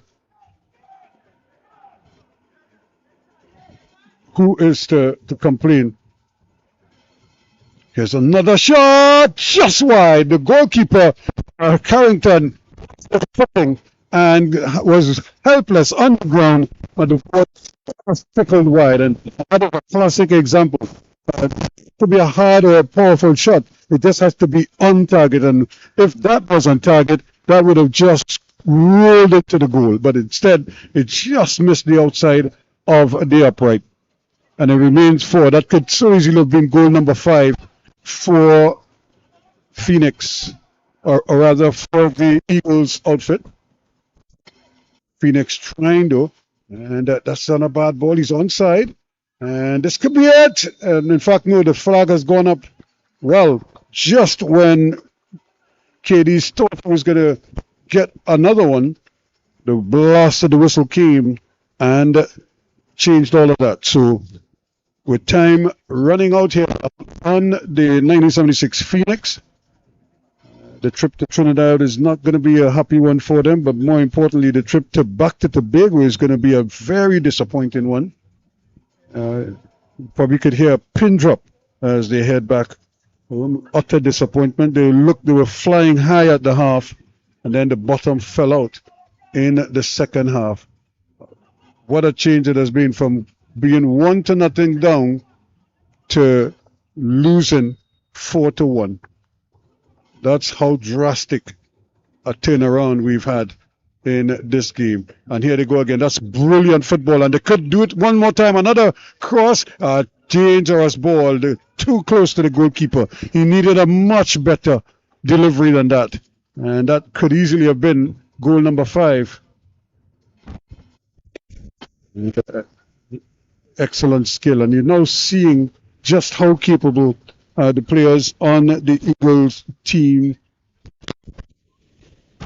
They went to added on time. I didn't see the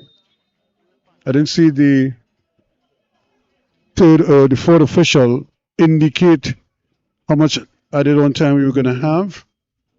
But the 90 minutes are up, and it's now just a question of how long the referee is going to allow play to continue here. A good header, excellent header now. And there's another little jailbreak taking place. Eagles on the march. Good numbers. Good composure again.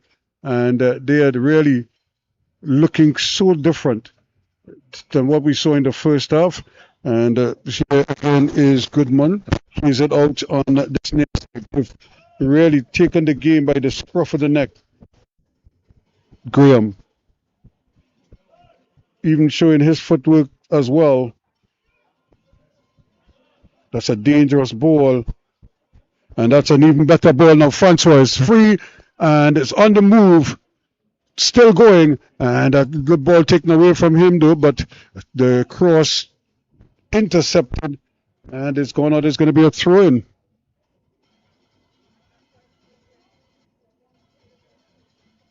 So it's all Eagles in this second half, and deservedly so. They've really turned this game around, and they've done it without any fuss at all. It's almost as if this was routine from them, and it surprises you that they are at the bottom of the table, because based on this performance, they certainly indicate. Well, there is the whistle to indicate the end of this encounter, and what a turnaround we've had here. 4-1 FC Eagles over 1976 Phoenix, and I tell you what, up until halftime you would have been dreaming if somebody had told you that this was going to be the final score. because at the half it was 1-0 Phoenix, and they looked to be in total control of the game. But how things changed in the last 45, and we had, of course, TJ Cadiz in the 7th minute for Phoenix, make it 1-0 at the interval. But then McLean in the 50th, and then Jamal Anthony Francois in the 61st and 68th minutes made it 3-1. And then in the 86th minute, Douglas, his last kick before being substituted, and that really put paid to Phoenix. 4-1, and it's that man Francois, Jamal Anthony Francois, who has joined Mereri, and we can have a little chat with him and how they constructed this amazing second half performance.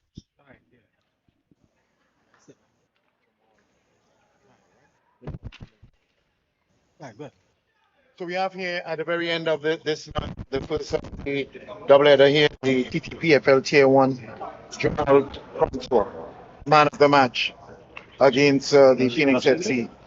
Fantastic performance, overwhelming for your team. How do you feel about your performance? I must say, I feel great, you know. And we might be at the bottom of the table when we get, you know, not to, like every game, coming around, but we just. So tell us what went on in the dressing room. Because in the first half, it seemed as though that Phoenix was dominating. You came into the second half and took total and full control of the game. What went on in the dressing room? What did Rashad Wynn speak to you about? Coach was kind of frustrated, because we were down in the first half, and chances to score wasn't penalty. So he was a bit frustrated. So he was like, we look to take this one in second half and come out with that victory, especially to get the first victory, it was really, really good. So we want to wish you all the best as you move forward. You and your team, right? FC Eagles, all success in the remaining games in 2025. The man himself, man of the match, Jamal Francois of the FC Eagles. Well done. So there you have it there. You're hearing it from the man of the match, and what a performance, big turnaround in their game, and they are the ones who are celebrating big win, their first of the season, and that's 3 critical points for them. Eagles 4, Phoenix 1. That's the very latest out here at Mahaika.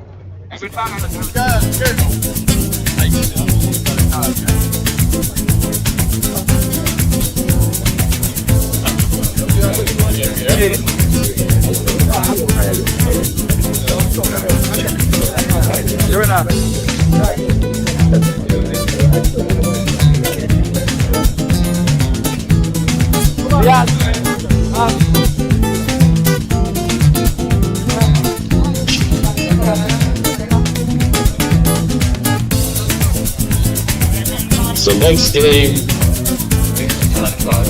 from FORTIN City, and this is CALEDONIA AI.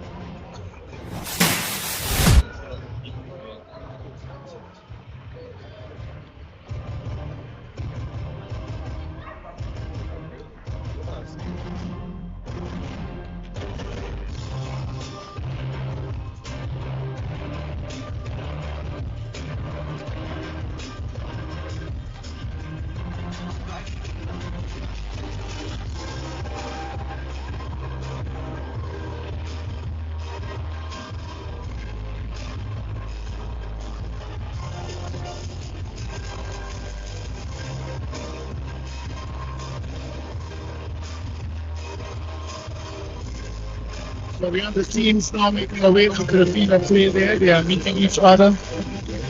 Got a very interesting encounter with the first match.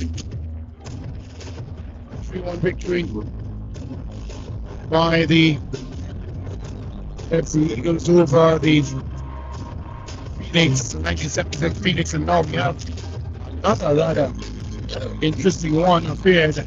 Caledonia AIA, their blue. They are up against the home team, another point FORTIN Civic FC. Standing first bar that shows that Caledonia AIA after 8 matches on 7 points. And the point FORTIN Civic FC 7 points after 8 matches, 2 in 9 position. So they're very close on the table. Points will be very crucial in both of them.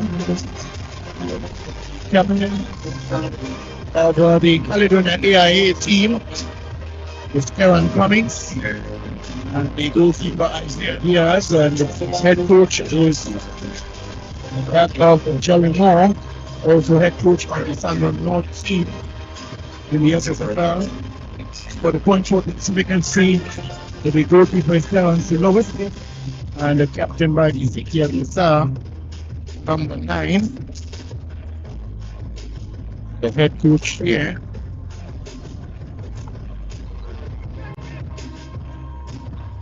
They are just moments away from the start of this one. The referee, Sean Gonzalez, national referee, our assistant referee, Jonathan John, assistant referee number 2, Kern Vernon Thomas, fourth official, Jovan Peters, match commissioner Kyle Dupree, and referee assessor, it's Linda Bramble Thompson.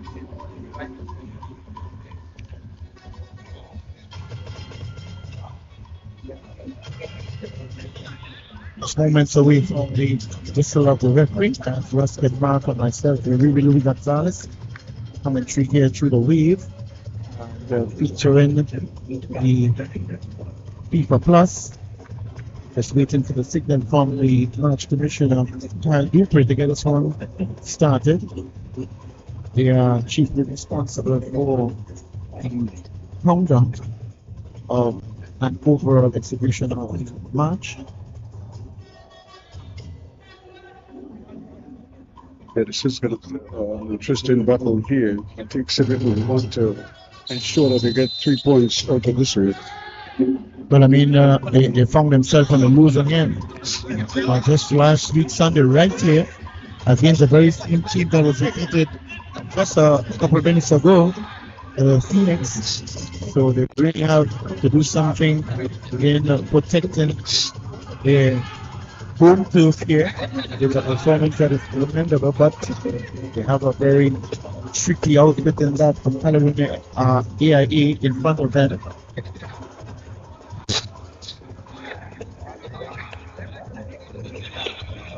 They have not been playing bad football, just that they need to be able to finish in the last two. That's particularly point FORTIN FC.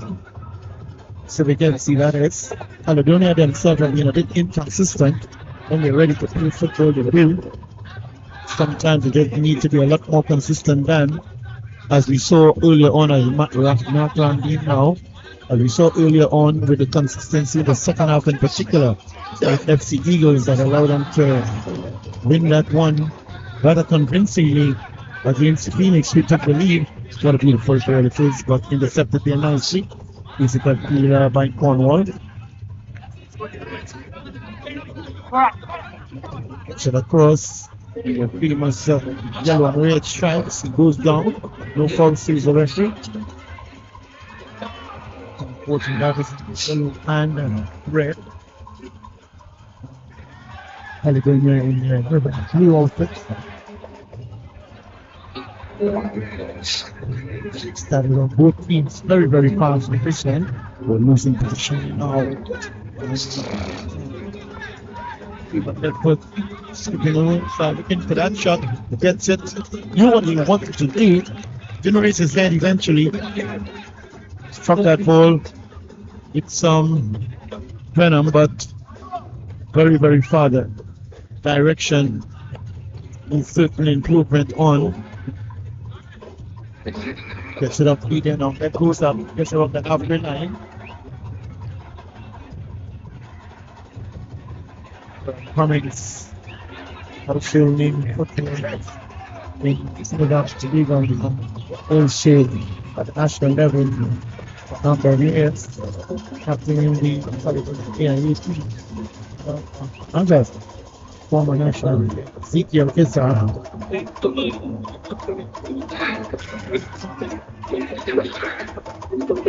Moving slowly from the back. Actually, the patience to start. And so many things like this.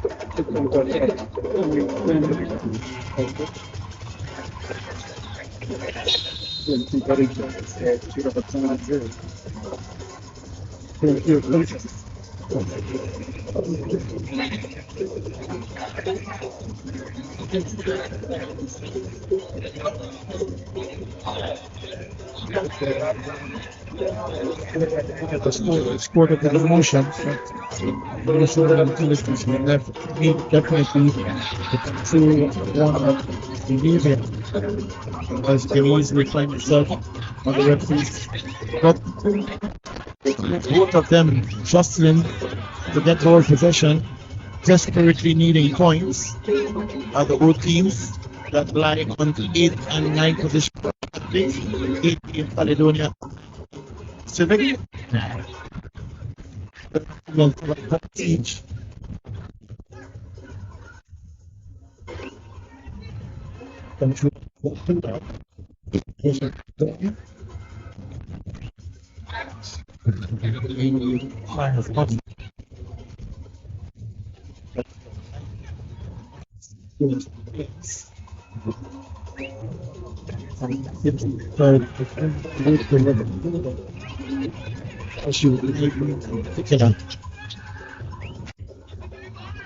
FORTIN to Rambine.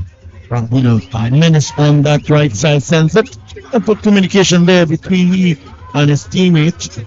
In this case, it would have been Isaiah Johnson. Plays it slowly. Short there. It's a short one it was. Another one gets in inside. With interception there by the Caledonia to make this one up here now. Be closely monitored.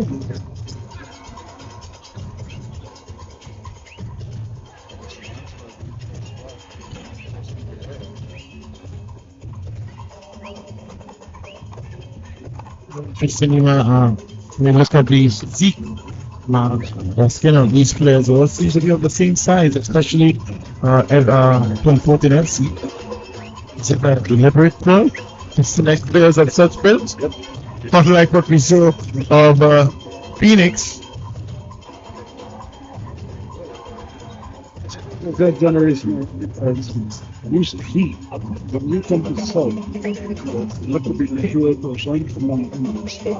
You have to be really hard and here you don't put hard guys. You have a strong physical individual. When you think of ninja, that's the Francis. Yes. Really physical guys.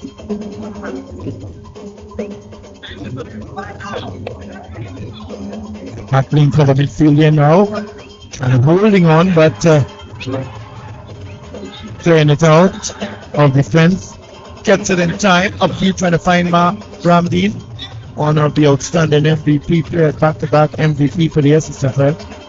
A couple of years ago, just before the COVID period.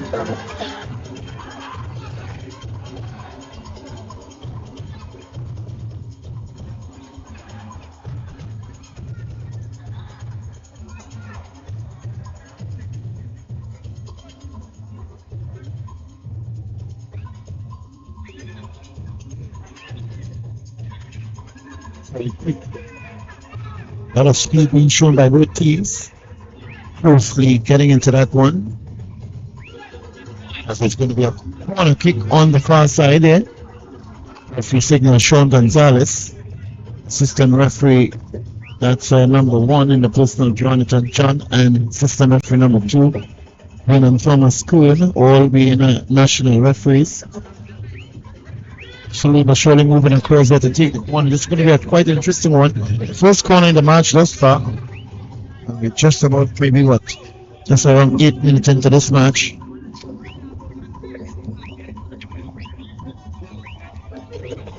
Short one taken, Mark. Gets it. Gets it floating dangerously inside the penalty area. Head goes up.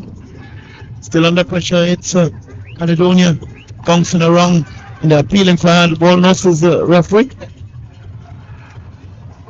Close. Very close. Now, whatever literally is another thing that can still pretty strong the hand. But I don't think it's deliberate enough to accept and then. Well, you know, as they say, Mark, you know, it's whether it's hand to ball or ball to hand. So if the ball finds the hand, or if the hand finds the ball, and problems. That's a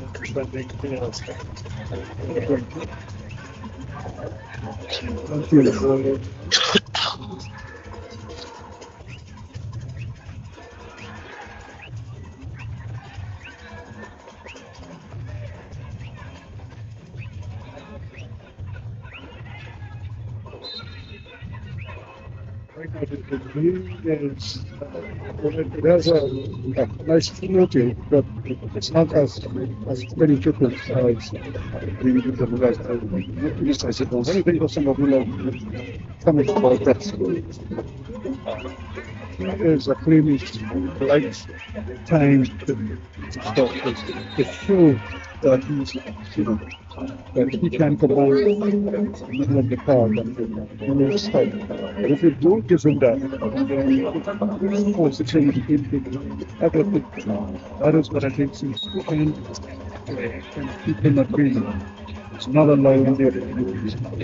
Now that's we're saying that good teams right now just playing quick football straight into the hands of the goalkeeper there for Caledonia in the person of Diaz. You see Diaz in his green and black in comparison to the goalkeeper Terence Lewis for point 14. We had earlier on Carrington, the Canary, all yellow. Now we seem to have all white there for Terence Lewis.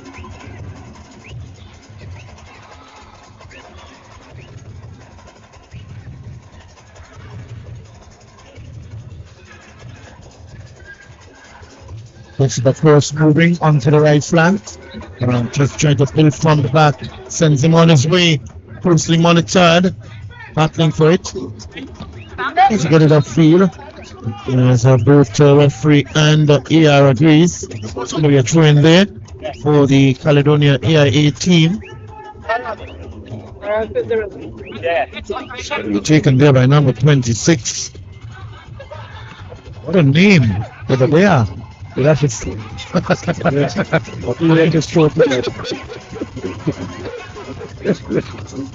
at the time I was even speaking to the coach and saying, the guy with the funny name didn't make an attempt. Because he knows he's in trouble from the time. Ayodelecia.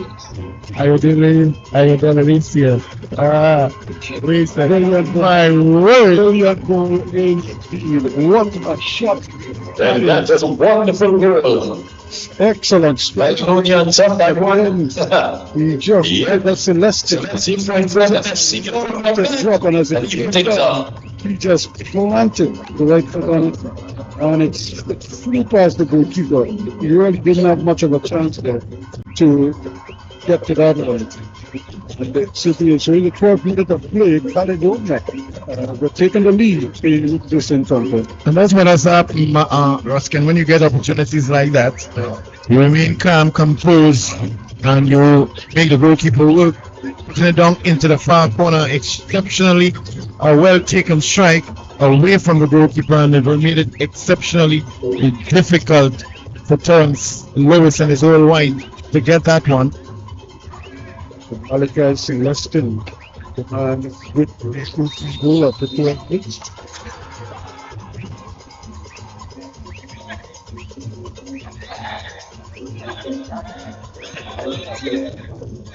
So they find themselves trailing in this one now. This is not what they wanted. And again, I don't think any team would like to go behind. All of a sudden, now you're starting to winning. Pick themselves up. That's two second numbers chosen. And interestingly enough, it's in the early stages, Civic showing more purpose and energy, but the score sheet shows differently. We had one opportunity thus far for Caledonia and capitalizing on it, turning it from an opportunity into a goal on the score sheet. Malachi Celestin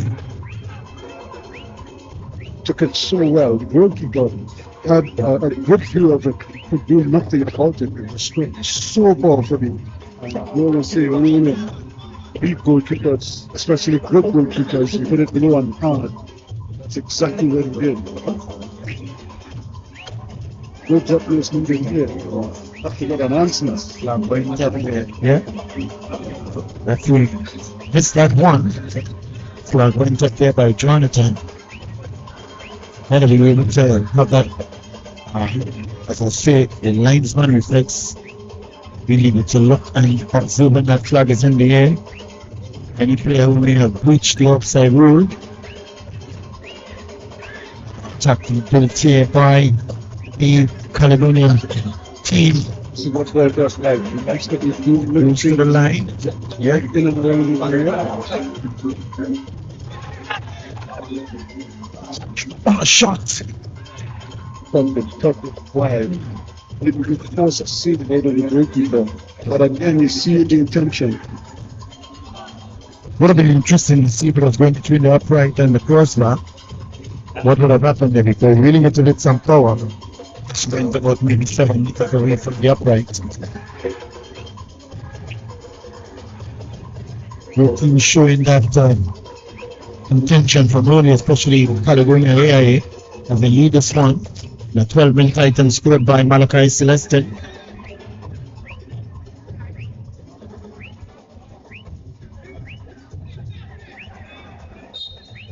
The whistle, the crowd did go.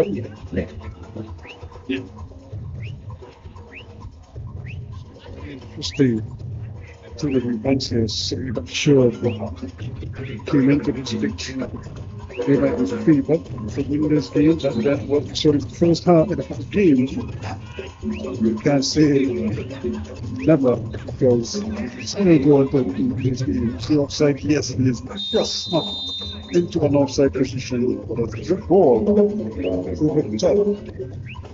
And interestingly enough, to read you, so the assistant referee needs to get up correct alignment to determine if the player is guilty or not of being in an offside position.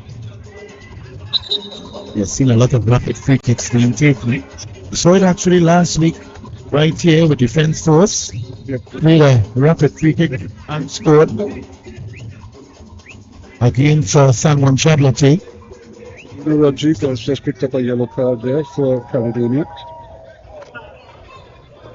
So he has to be careful.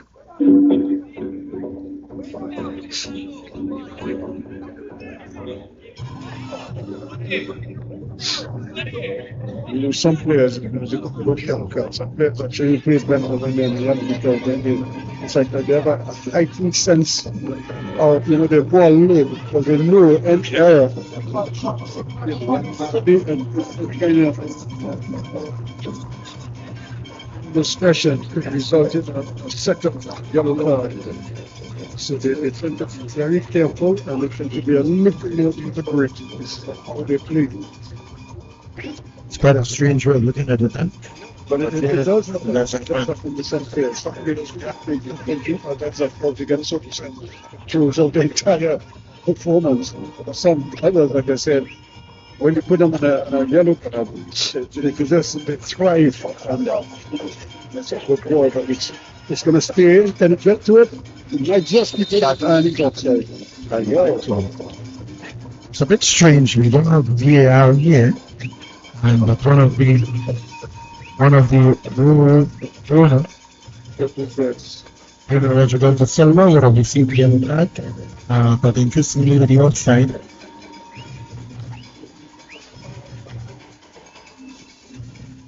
that the clock should have gone up a little earlier.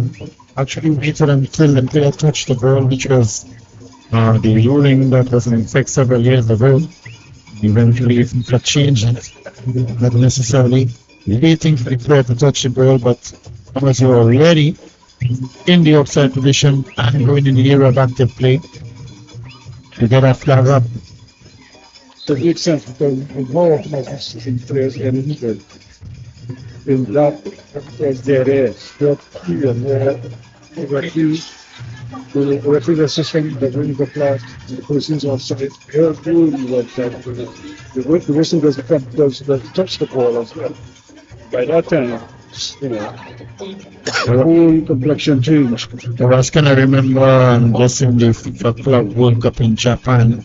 That when it was in effect, Ronaldo made a mockery of it. He literally ran after the ball and slowed down, and it took almost about 45 seconds before he touched it, and he really circled his foot over it, then touch, and then people said, no, this is making a mockery of it.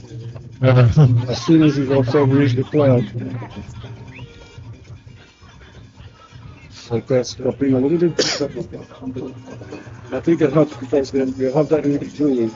So in a sense, trying to protect it, you're not going out for defensive as much as possible. As he can't pass the ball, so you need to keep forward. So that's a combination and it snatches the shot. What went on there with him? He really did well in the initial passes, but now to execute the shots. And an issue there. Sometimes the aggressive addition is the look so good, right? They're so good, just go. Speaking of approach work, and he hits the upright. Wow. It's just not his thing. And that's really a difficult one when he hits the post with that and not hit the post and going but hit the post and go and just stays out. It is hard to. It's coming again. His favorite left foot and twist. Straight depth and dangerous with it. Basically for us in the spin. And plenty of the confrontation there. Splendid, brilliant. But it well, reading it well and coming off his line and putting it out of turns. That's Isaiah Diaz.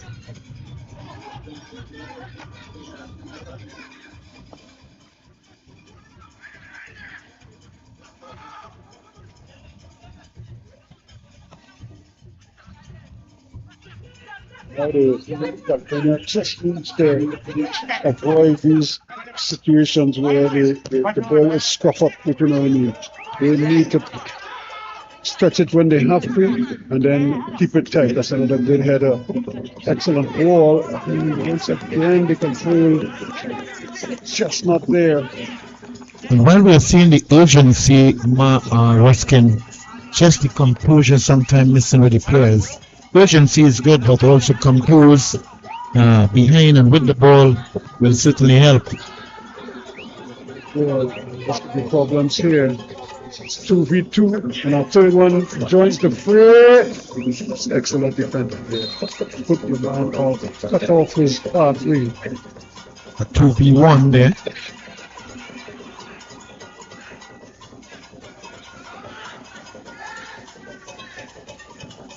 Both teams actually playing the same type brand of football. They are spreading to the wing when necessary. Mark Ramsey now on the inside, always favoring to move on the inside. Has come run over Tim, back to Mark.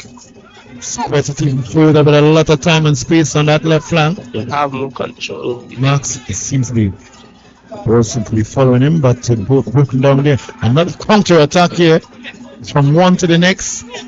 This is about 4 versus 3 now. Well, it actually turns out well in the end. Here is pass, and that's a great block in the lead coming across in the nick of time, Cornwall.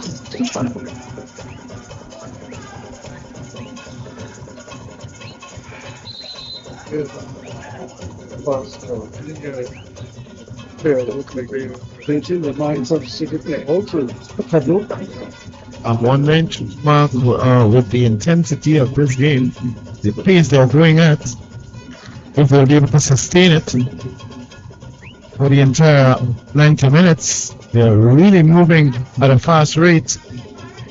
And fitness certainly will be a critical element here at the Mahaika Sporting Complex, as we have a 1-0 lead there by Malachi Celestin just around the 12th minute for Caledonia AIN, and could have easily been 2, 3, 4 goals up.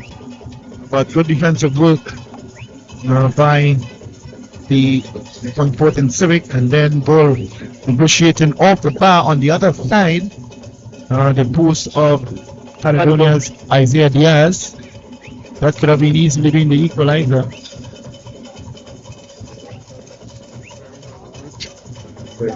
The only thing outside the country is going to inside. A lot of chances to win.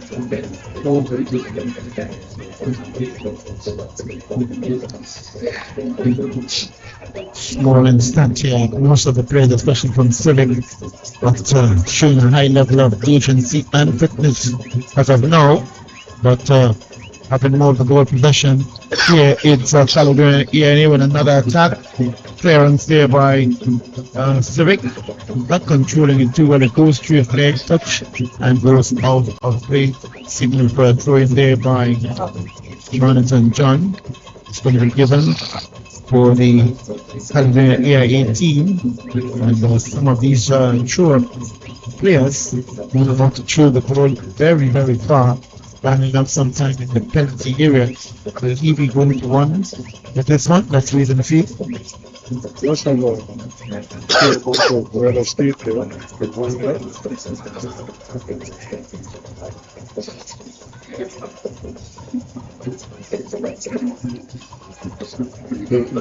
Scrambled away, but not very fast. Coming back into the area.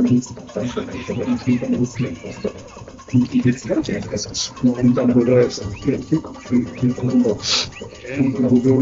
finding ways to keep it in the area, into the danger zone.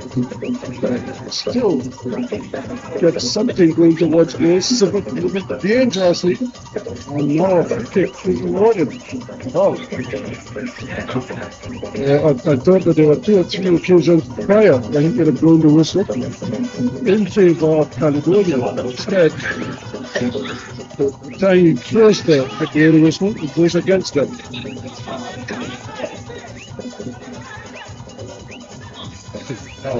The movement of this left hand side as a fluid when waited dwelled on the ball for so long that the defender was able to take it away.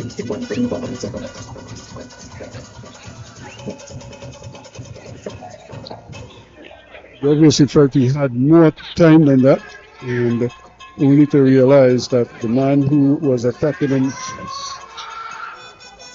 was very, very fatigued.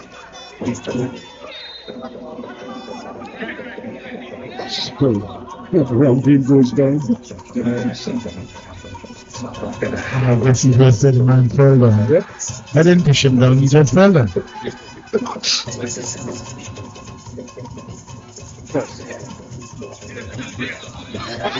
We're going to get to the end of that. He's fit, but not that fit. And that's because coming across there as rather coming across there is Williams. He tidies up quite nicely for Caledonia. Very good penetrated pass there by Kesal to Ramley, who said if he was just a little faster, he would have created some serious trouble for the Caledonia team. A little faster, Good combination again, a chance. Shot is blocked. And this is a great effort here from Ramsey. He didn't waste any time at all. Well, you could see the intention. He was trying to curl it. Just didn't come out. He just didn't get the curl that he required. Must commend them for seeing the opportunity and taking it. It wasn't too far away, just about maybe 2 meters from the upright. That is what sometimes we need of players, just to be spontaneous, react to the space and the opportunity when given it. Nothing to show from that, however, as the trail Caledonia AIA with a 12-minute goal scored by Malachi Celestin pro Caledonia AIA. Done in attendance that outside, doing a good job.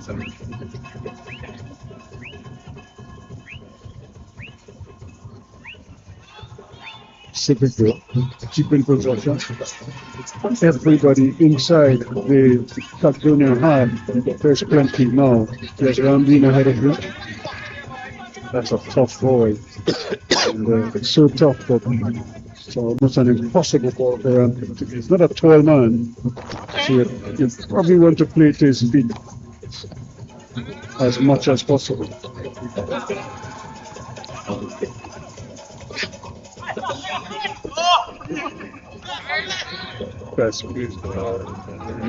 Good opportunity. It's on his way now. This could be interesting here. Excellent. And again, didn't get the curl. He was trying to just sneak it into that far post, but the ball just went straight. It never curled. And it just agonizingly played it out wider. So Arthur just missing out on a great opportunity there. That could smoothly have been the second game for Caledonia. And possibly something that could be looked on by the coaches in their training sessions, because both players trying to curl, not getting it as they would like to, but certainly if they had gotten it to the way they wanted to, it could have been more threatening that goal.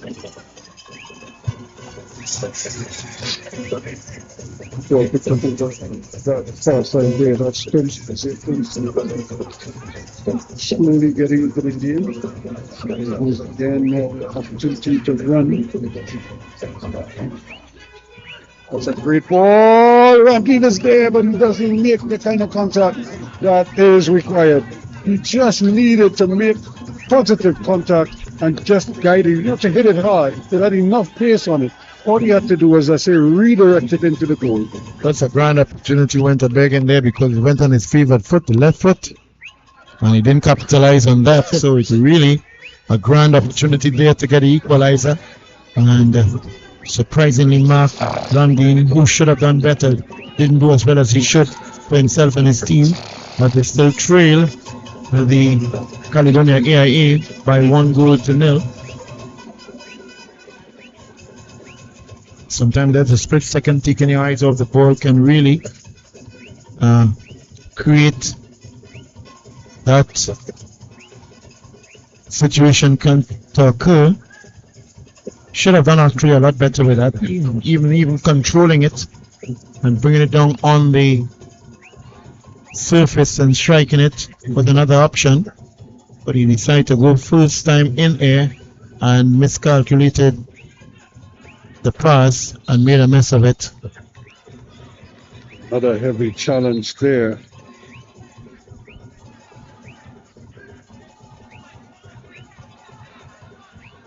You can just see the games. It's just bubbling right now because players are really fighting for everything here. You know? And I think what happened is that although Civic are trailing in this game, they've done enough to suggest that they can maybe get an equalizing goal or certainly can score in this game. Well, they have shown.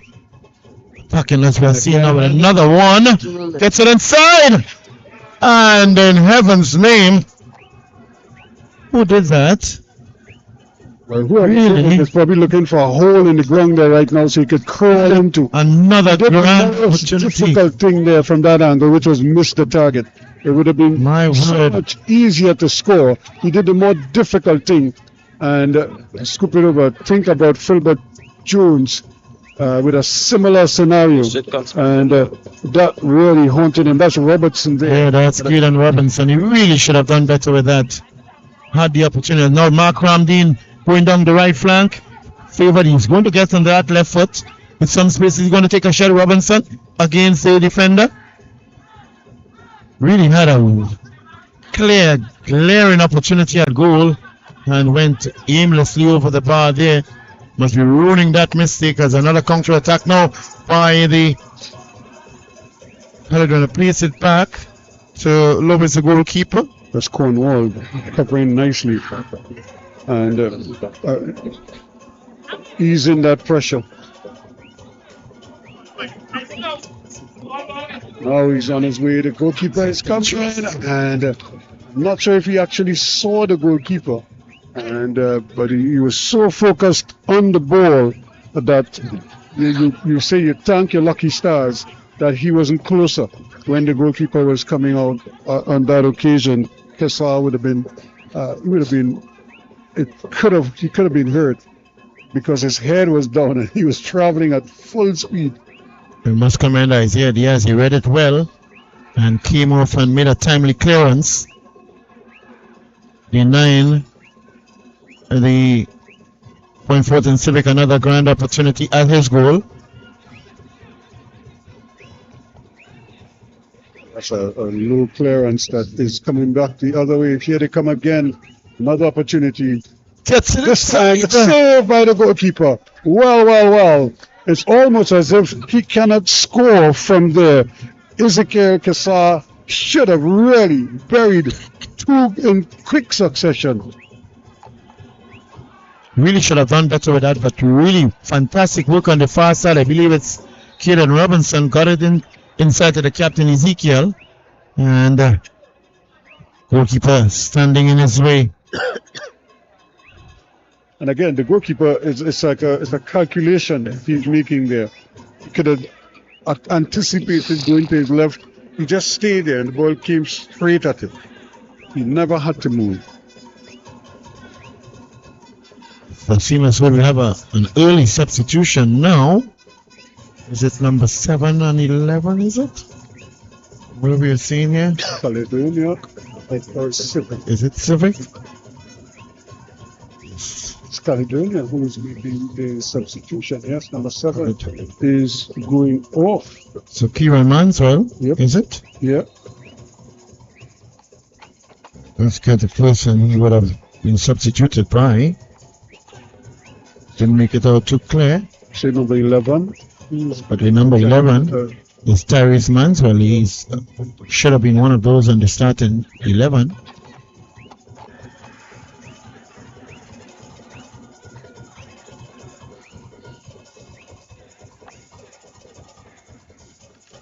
So we can sort of make sure we can identify him properly.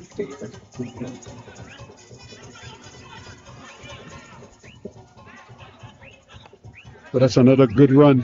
Excellent movement again. And they have numbers. Here's Ramdeen. Good football. Trying to get it in. Opportunity. And it's cleared off the line. Well, he eventually got it past the goalkeeper, but it doesn't go in. He didn't have any kind of pace on it at all. And it's, well, plenty. Certainly did well with Arthur there. He was almost riding on Arthur's back.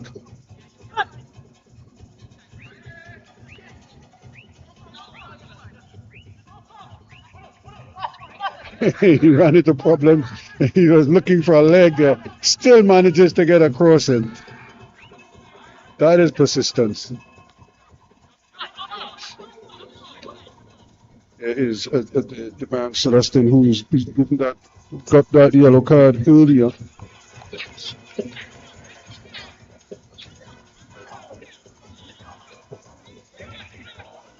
Or rather Rodriguez, I should say, right there at that now. He's really been trying to get in there. So the file bodies forward. This is a good spell again. This time saved again by the goalkeeper. Right on target, but right there in the way is Diaz. And he is really having a good half. He brought off a couple of good saves, but it has to be said, those shots are coming far too close to him. They're powerful, but they're much too close to him. And you're quite correct. They're putting it away from Diaz. He would have been in some trouble there. Striking it well with good power, venom and power, Kesar, but he needs to put it away from Isaiah Diaz. That'll take away from the fantastic saves that he has provided and performed for his team thus far. But grand opportunities coming the way of Point Fortin Civic, but nothing to show on the score sheet thus far. As another free kick, straight head goes up. Again, not a bad ball at all in there. Early ball out, and opportunity to run.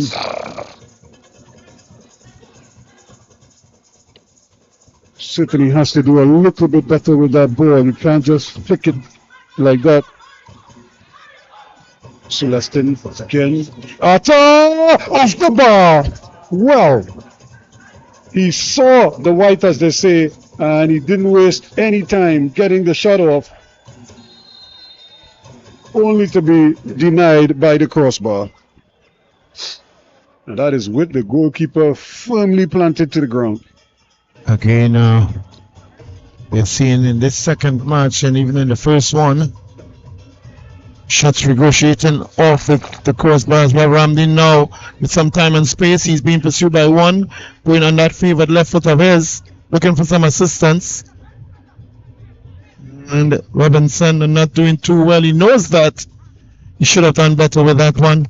Really not composing himself and taking that one, going way over the crossbar for a goal kick now to be taken by Isaiah Diaz, goalkeeper for the Caledonia AIA. Still lead this one with a 1-0 lead. Goal scored just around the 12th minute by Malachi Celestin. Grand opportunities being made there, but nothing to show for it as yet by the Point Fortin Civic team. Should have actually, from the opportunities they had, should have found themselves about maybe 2-3 goals up, but nothing on the score sheet as foul being committed. Another player here receiving a yellow. Who is it? He's walking across there. Get the number of that player soon. But again, the game is, you're seeing it's action at one end, then action at the other end. They're already trading punches here. And it's who is going to land the better blow before it's all said and done. And this is a free kick to be taken. I think most likely it's Cummings behind it. In his favored left foot. Yeah, you can go directly to goal from there. That's not out of his range at all. Goalkeeper, be aware and be very aware, because danger could be coming your way real soon. Waits. Put it in, and we have a player down on the ground. Like I don't know if he got pulled down or what. That the player stays down. It looks like Atta is down there. And he seems to be in some level of discomfort. He's appealing to the referee as if to plead his case. There's more concern about the alleged foul on him. Yep. Or does he need treatment? Physio is making a way onto the field of play, and in this case, it's the physiotherapist Laurel Romain doing a lot of work over the last couple of games. There's been the 9th match here, match day number 9, on which we have game number 56. The last game here on this weekend of games. Doubleheader on Friday, doubleheader yesterday, and now another doubleheader in this case right here, the Mahika Sporting Complex. First game, very interesting affair with, as we will, first set of points on the table, a win that is, for the FC Eagles, getting it against the team that defeated this very Point Fortin Civic team last week Sunday, right here. And that was the Phoenix team dropping short now. He's limping off this time around, a bit uncomfortable there, showing some discomfort. Let's hope it's not serious. Yeah, he does look like he was in some pain, trying to walk it off, and it would be interesting to see if he's able to come back home. And that's the thing, a little bit of spray and voila. Let's see about this magic spray. Do you think you feel it's mind over matter to a certain extent? To some degree. Yeah. So, You hear the word magic and you spray. You gotta get up and move. Oh my word. Just leaving the ball and pushing the player down. just, as I say, just shoved him out of the way. If it was rugby, well then maybe permissible. And the reason Certainly why not he did it football. because he felt he was being held, and the referee concurs. Because look at where the free kick is going. It is going to Civic. When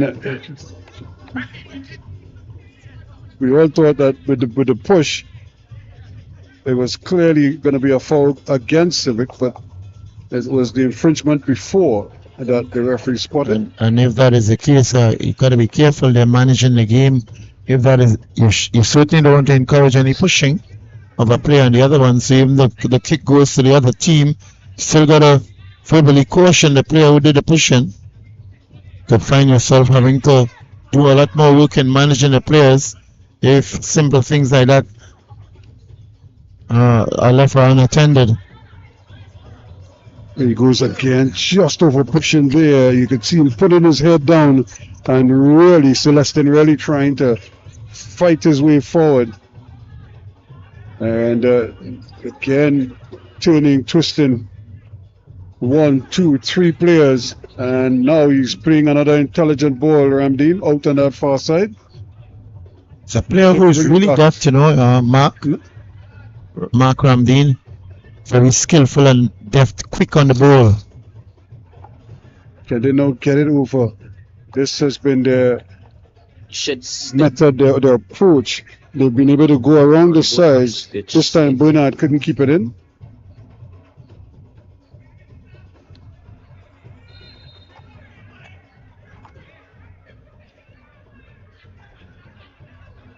There's always a grievance when the referee blows the whistle. And another card, because somebody's always aggrieved when the referee blows, and he probably got that card. I'm not sure if for the infringement or for what he said after.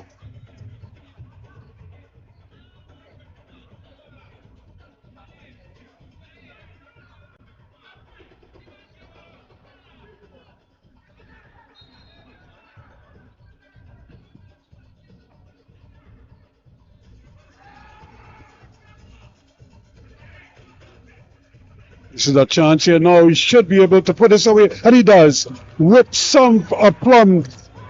Brilliant, well taken goal. Makes it 2 for Caledonia. Not much of a space, but put it Up on top, 2. just about 2 meters between the goalkeeper and the upright. Celestin again is Johnny on the spot, right on the stroke of halftime. I'm not sure how much added on time we will have, but 45 minutes up right now. And he has his second of the evening. It's quite interesting with that limited space that he had there. Saw it, went for it, and was successful in executing a well-taken shot between the upright and the goalkeeper. Goalkeeper maybe may have thought he would have gone on his right, but he decided to go to the left. And the goalkeeper certainly in this case not being deft enough to keep it out. Terence Lewis as they drop short now by trailing Caledonia AIA, a double by Celestin, 2-0. And despite all the good work that Civic has done, they find themselves trailing in this game now by 2 goals, 2-0.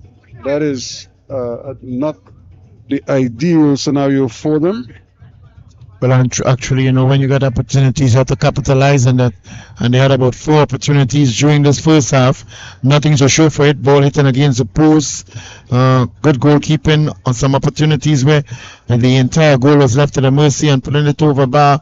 And now they find themselves trailing with 2 well-taken goals by Celestin to carry the Caledonia AIA 2 goals up. Jabari Lee is switching sides. He was over on that left-hand side. He's come over to the right now. And Ramdeen has probably gone over on that side to see if we can create some more problems over there. So another free kick. So we have more bodies on the ground. Really, the game, despite all the good work we've had, it's been sort of stop and start because we've had quite a number of infringements. A lot of errant tackling. We are seeing the tempo has dropped a bit as that's the whistle of the referee, Sean Gonzalez, bringing an end to the first half of this match, and at the very end of this TTPFL Tier 1, Caledonia AIA leading the Point Fortin Civic 2-0, a double scored by Malachi Celestin. Well taken goals, and we'll be back with you in the next 15 minutes to continue second half in this encounter.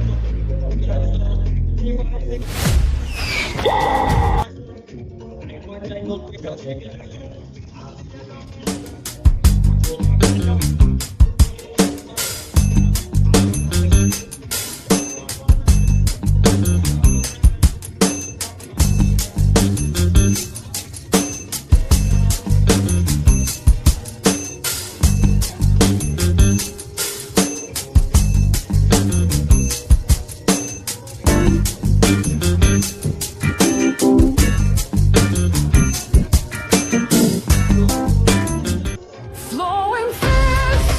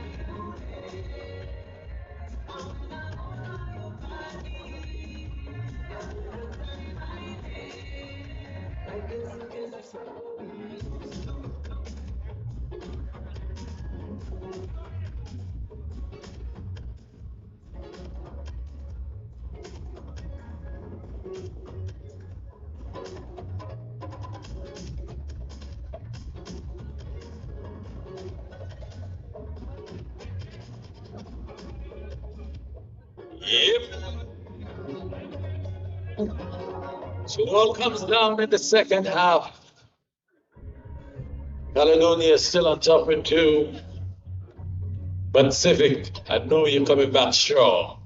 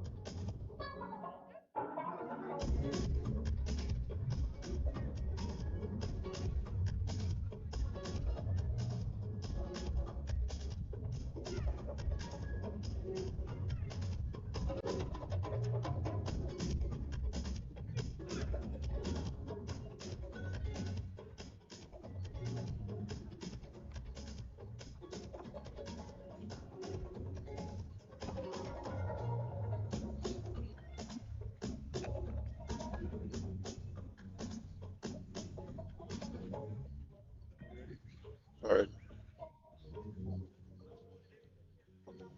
Welcome back as we get ready for second half action here at Mahaika Oval, the famed Mahaika Oval, a place where we've had many an outstanding performance or 2 from some of the best names in local football when you think of the St. Benedict's teams of yesteryear. And a number of those players grew up in this area as teenagers and ruled secondary schools football for a number of years. Stedmans and the Brewster, Twinkle Toes, Leo Brewster, of course Wilfred Cave, and you name it. They all seem to come out of the Point Fortin area. And even in the soccer world, a number of outstanding talents emanate from this area. So here we go with the second half of this encounter. A lot of noise there. So it's going to be interesting to see how Civic responds here. They're down by 2. And here's Carabai. They can ill afford another one. Ball press, making sure that he gets out the pass. And excellent work there from Lee.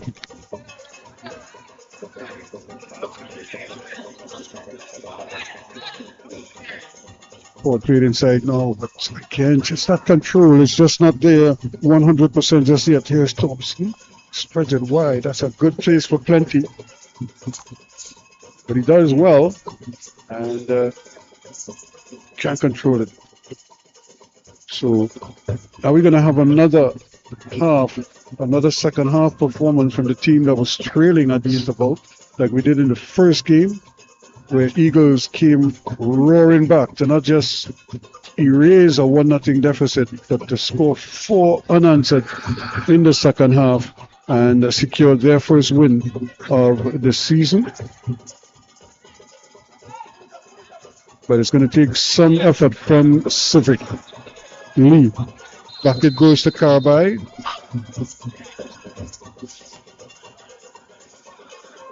He looks bewildered, but he's judged to be coming from an offside position.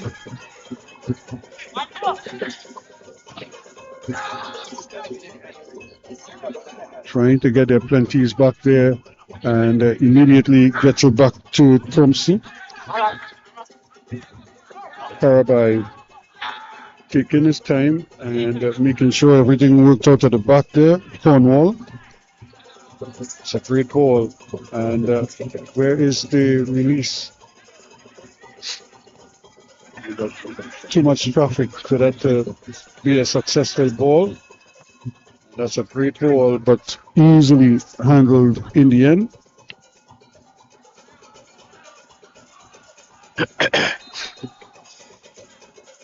So we get another infringement. We do have a number 17 has come on for Caledonia. There's another great ball, and he's off to the races once again.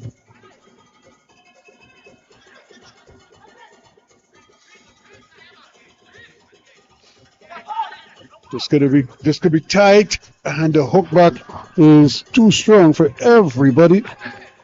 Carpet.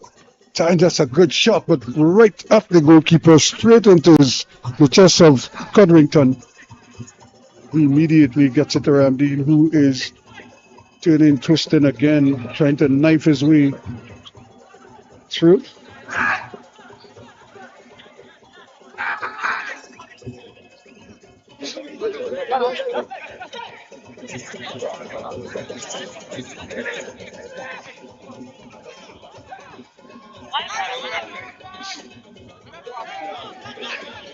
And Carpet goes down, and the ball is coming the other way easily.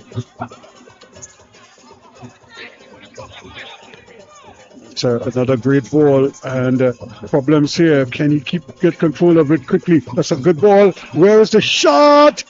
Misses. Well, it's just not happening for Kessar. He got into position nicely. A good feed again from Ramdeen, and but can't hit the target. Now we have a substitution or two. Trying to make sure. Is it 11 for 6 or 8? Yes.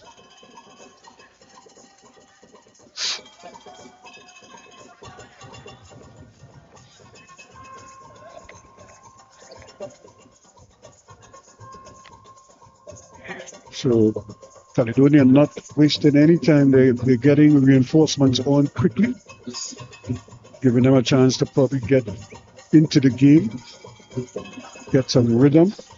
And that ball easily taken away now, and being turning, twisting.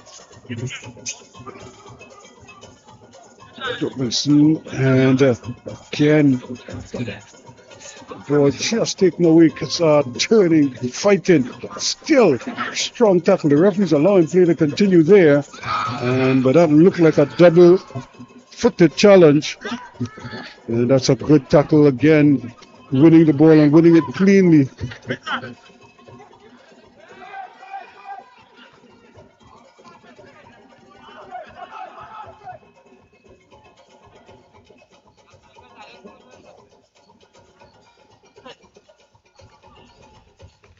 So another story on that far side for Caledonia. They didn't really have to match the intensity of Civic early in the second half. So threatening here to probably pull one back.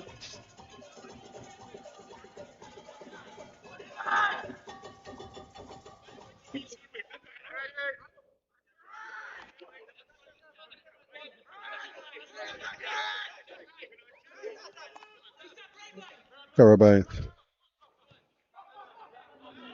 looking around, but not getting too many options ahead of him, and he's decided to go back with it.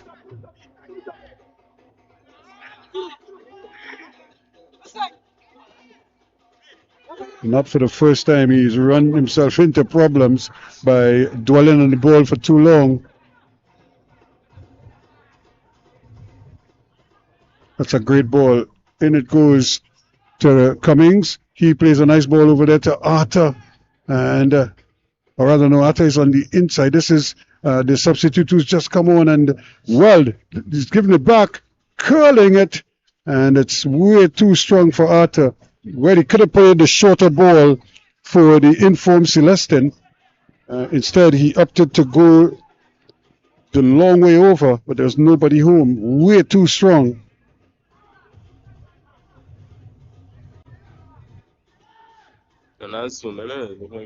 Still 2 goals separating these two teams. And Ramdeen does very well. Plays a nice little ball quickly. Gets it back.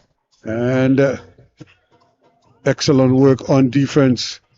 Pest plays it forward. There's the return ball. This could be interesting here. Celestin, who's on a hat trick, is screaming into the area.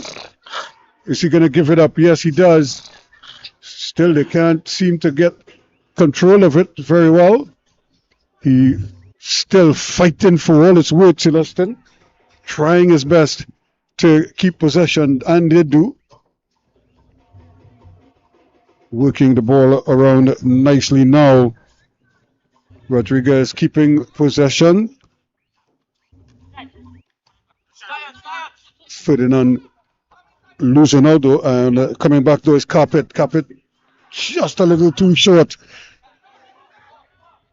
So you could see the intention. The game has a good rhythm to it now, and chances are there's the prospect of more goals coming.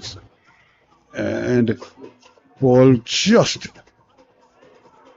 intercepted. So it's going to be a throw in now to the Civic. They really have been huffing and puffing, but nothing yet to show for their efforts. And this time the referee has bailed out Lee there. Seemed to lose his footing as well.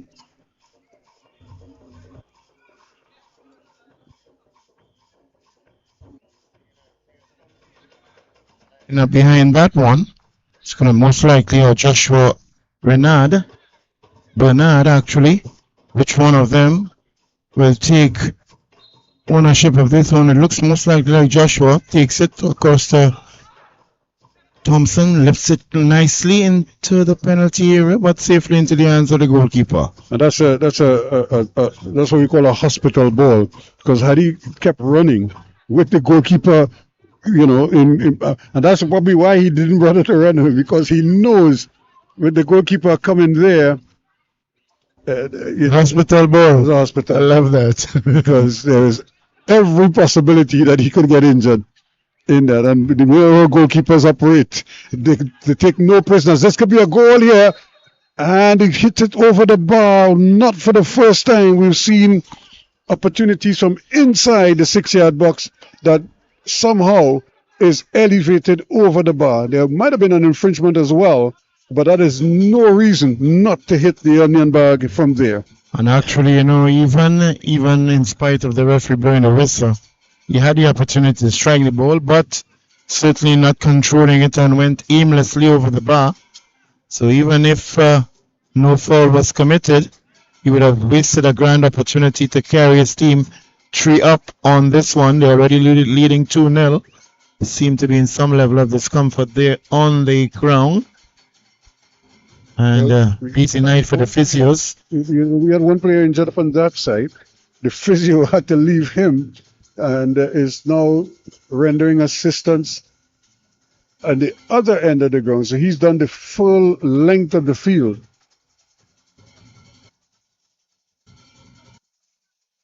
Talk about commitment to duty. Well, let's hope it's not something serious, that he'll be treated and treated well and be able to continue. Looks a bit motionless now on the ground. Just out his arm, he's flexing that arm. I don't know if the elbow, it came out of the socket, the arm came out of the socket or what. I've seen that happen already, and I've seen men put it back in. Just the thought of doing that gets me weak. And but have you ever experienced it? No, I've never experienced it, but I've seen it. I mean, I've never experienced it personally. Yes. But I've seen guys do it, and then you hear the pop when it goes back in. I was like, man. I guess you need to know you need to have the art of doing it. And some people tell you it happens all the time. Yeah. Because some people are double jointed, it slips out, and they tell you put it back in. Back in. You just need to know how to put it back in. And I'm like, really?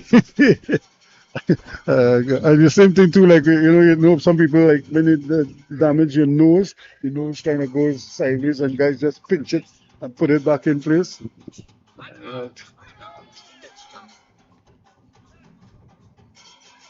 Lee does well and plays the ball over again. The ball just wouldn't fall for him. And the ball pass just clipping the legs there of Thompson as he was starting to gather speed going towards the area. And I guess he's very apologetic. He really, when he made that challenge, not knowing that the player was so near, and accidentally got his foot in the way on the player, but it is a foul.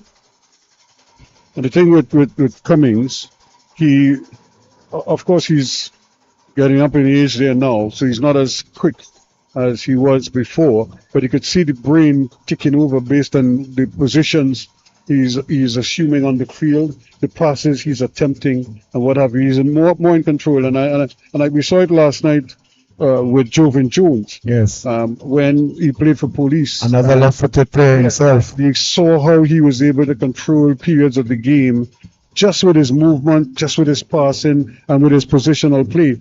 And what is instructive, and you're seeing it here as well, is that he looks like he's moving slowly, but he isn't.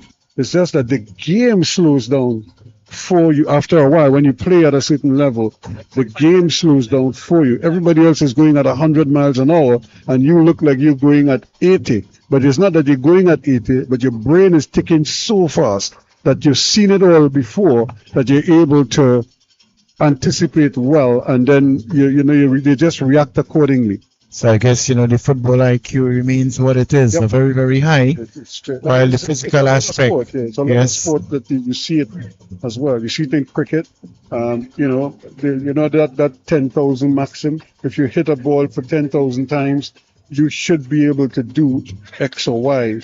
That's when the game slows down for you. You would have seen spinners, off spinners, leg spinners, you place fast bowlers, and you have a general idea of how to cope. Thompson gets himself behind this one here now. Been taking most of the free kicks for his team. Oh, quite an interesting one on the inside. Tries to catch them sleeping. Quite a very well taken free kick there, but it didn't materialize into exactly what they want. As Cummings again, he just puts it up in the air and said, "Thank you very much." And but they give it right back to them again now. A good opportunity here. This is Ramdeen. Can he turn and get out of danger there? He's again. Lee is able to come back on the field now. That's a great turn. Looking for options. Opportunities here now. And just a little bit of flick over there, but just a little too strong. But good anticipation again from Diaz. Serious good football there, man. Really knocking it around dangerously into the penalty, to the last third of AIA. And you're seeing that determination now from the Civic team, trailing here by 2 goals. There's your goal scorer. He's on a hat trick. Can he get his third here? Still trying to force his way through, but that's excellent defending. And really just cut off his passing lane. Is he going to give it to the goalkeeper there now? He's going to put the keeper in trouble. But he does well in the end, but he really almost put himself in a world of trouble there. And now, a good tackling back there. He ran almost the full length of the field to get back in position, and then eventually he executed the challenge there. Ferdinand. Quite an unusual challenge there for Mark Ramdeen. Goes up into the air with his opponent on him. But both colliding in there, but the opponent seemed to have had the worst of the challenge. Not usually seeing Mark Ramdeen going up in the air for an aerial and hurting people. Hurting people in the process. And he walks away quite calmly, as if, did I really do that?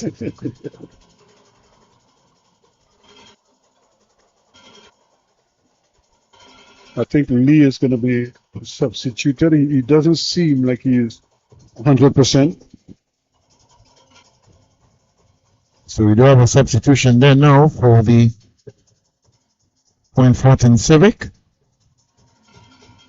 Let's see the electronic board. for this one. You were pointing out the height of the players. They're all already almost more or less the same height. I guess, you know, it's FORTIN. deliberate Yep. ploy by the team to get players of that built.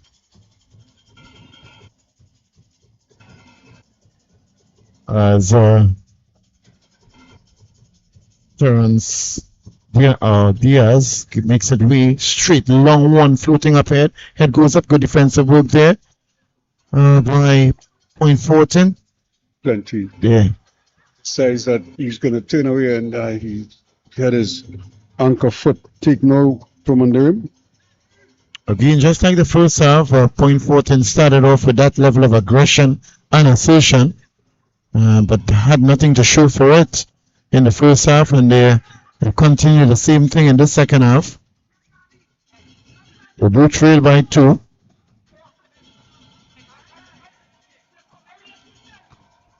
Urgency certainly being shown by them. He's been pursued now. Sends him a bit too much on it here. Strong challenge goes down. That's Niles who's just come on. Still going, almost getting there, and the referee is. No, this is the man who just come on a minute ago. Yeah. Fell a bit bad there, and then the player fell on his back. That shot is not serious. His spine is in that area.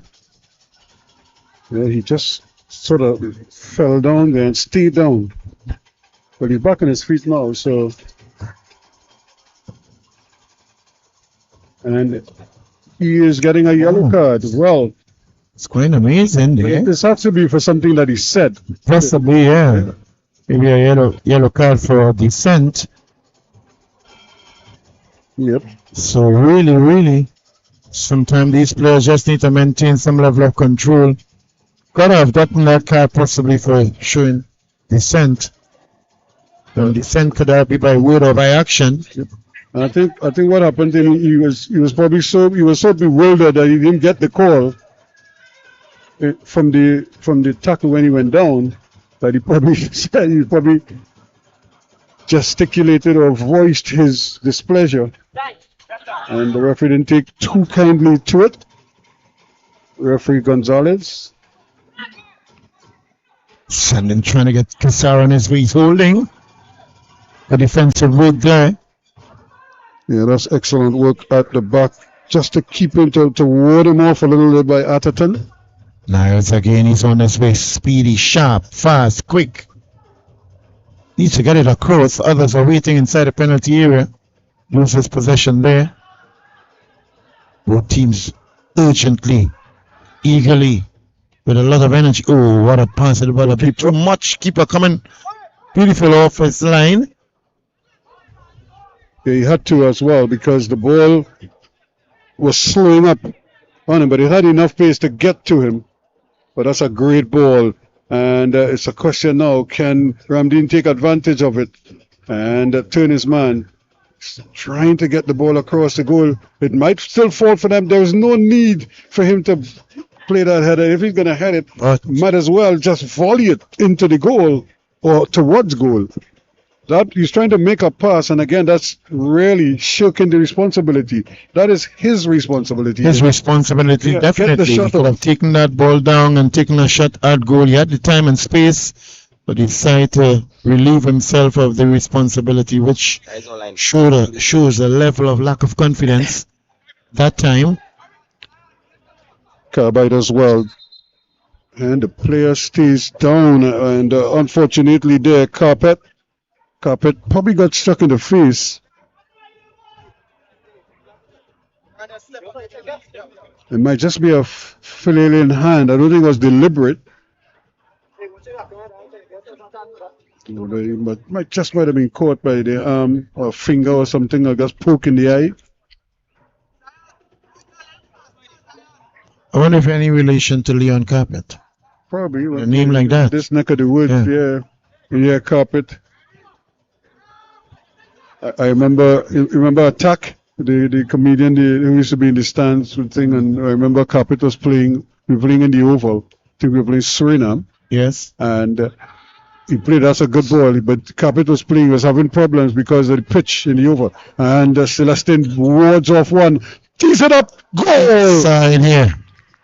Brilliant finish in the end. One would have to say Arthur finally gets the breakthrough. And out of nothing, actually, here it is, Caledonia AIA making headway along the left flank, squaring it inside there, and getting himself on the score sheet now. That's the number 10, Arthur right side foot in it. That's the leader, on it. But it's still not enough on it to take it past him and into the goal. And that's why it's so important to kick, when you kick that ball, have enough force on pressure on it. Even going towards the goalkeeper, the pace and pressure on it, the intensity, you're bounding off of him and going into the net now. It's a 3-0 affair here. Yeah, 68 minutes going. Caledonia. 9th minute of play. Well, having have a good bit of the ball possession and even several attacks at goal, find himself even one goal further down, in this case by 3. It was earlier on by 2. That's Civic.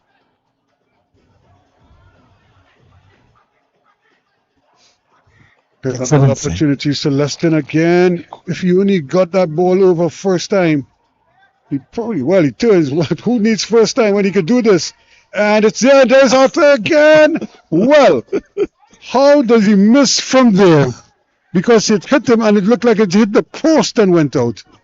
And he goes down because he's probably bewildered as to how he was able to miss from there. He did all the hard work, dribbled his man, got the ball across. Arthur got decent enough contact. He just couldn't get it over the line. He got it against the post from about a meter or less from the goal line. And again, tremendous work by him. Really did remarkably well. Going past 3 players in the process there and had an opportunity, but somehow didn't get it under the crossbar between the upright. And a busy night there for physiotherapists, and one of them being Laurel Romain for the AIA team.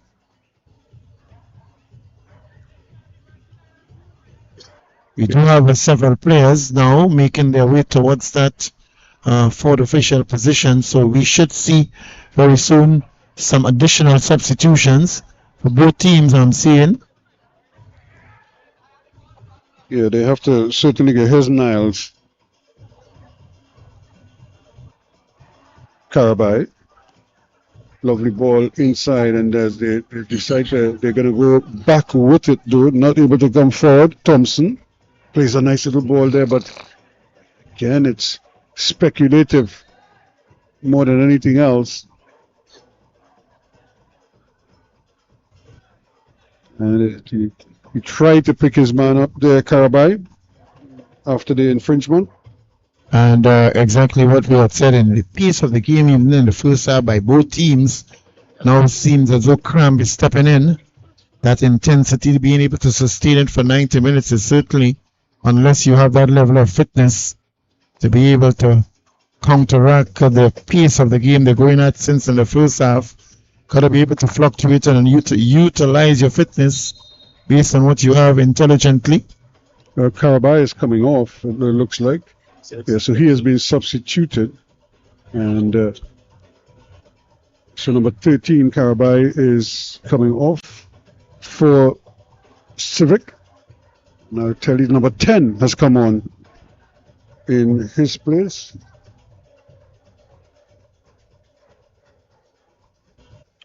Again, so very close to the goal line. One would have thought it would be easy for the player Gregory just to basically go off the field of play and be treated by Romain, the physiotherapist, but he's still on the field, marginally on the line actually, goal line.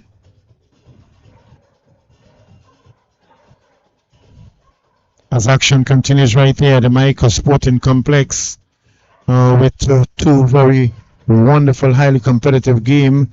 He's stretching, but now the signal for him to be substituted is being indicated by the physiotherapist.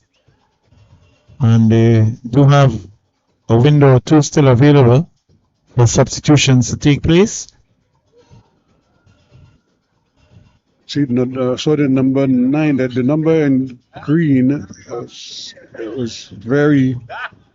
not legible. I would have to say I couldn't really make it out. It wasn't visible. I'm not sure if it was 16 they were showing, and we will see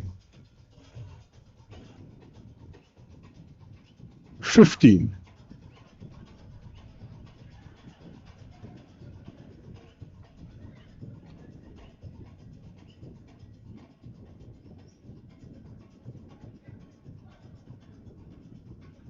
So it's going to be a free kick now after 2 or 3 minutes thereabout delay. It's going to be taken by Diaz, gets it upfield. Challenges in air there. It goes out of play. It's going to be a throw-in now for Caledonia AIA. They lead this one by 3.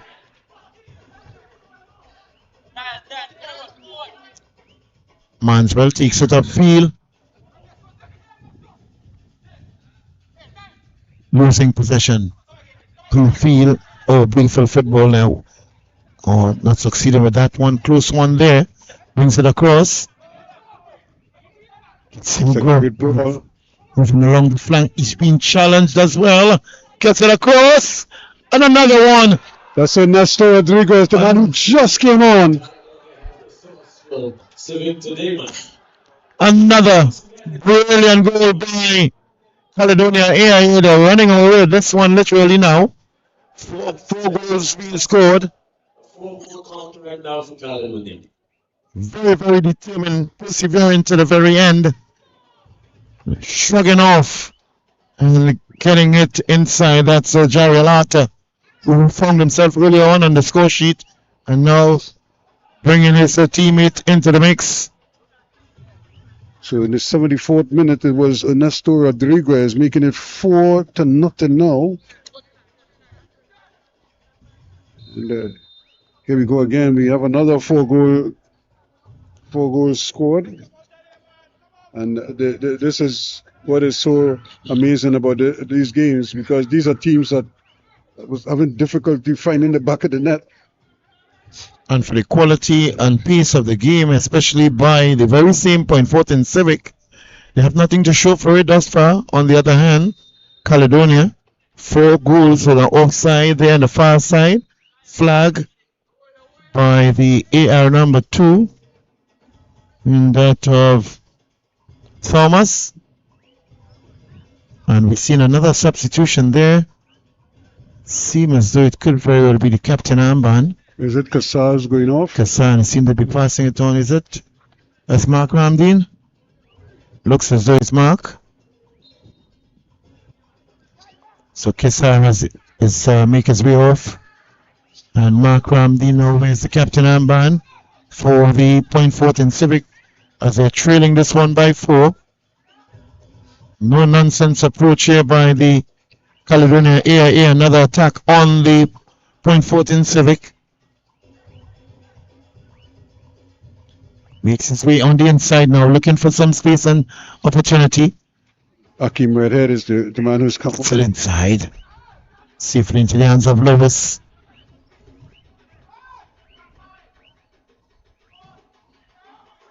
Gets it upfield here now. Headed back up. It's a good header. And this is certainly now, you could see Caledonia, really, they're quicker to the balls now. They seem to have a little more energy. There's a greater degree of explosiveness in their play. And that's one of the hallmarks of a team when they can transition easily from the last third into the second third and the final third.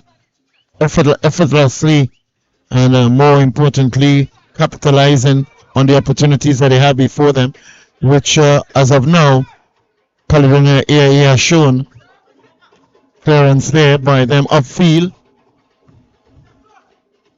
Takes it down. On the course again, Cherry Alata. One of their main goal scorers, backheel it quite well. But you guys goes for the line to Arta. Arthur still in. Plays it back. Again, and this is good football. Again, just taking the air out of the game a little bit. And here's ball pass. Decided going all the way back to the goalkeeper. And we look at how all the red and white shirts are still in there, and that's fatigue right now. It's probably also due to the score line.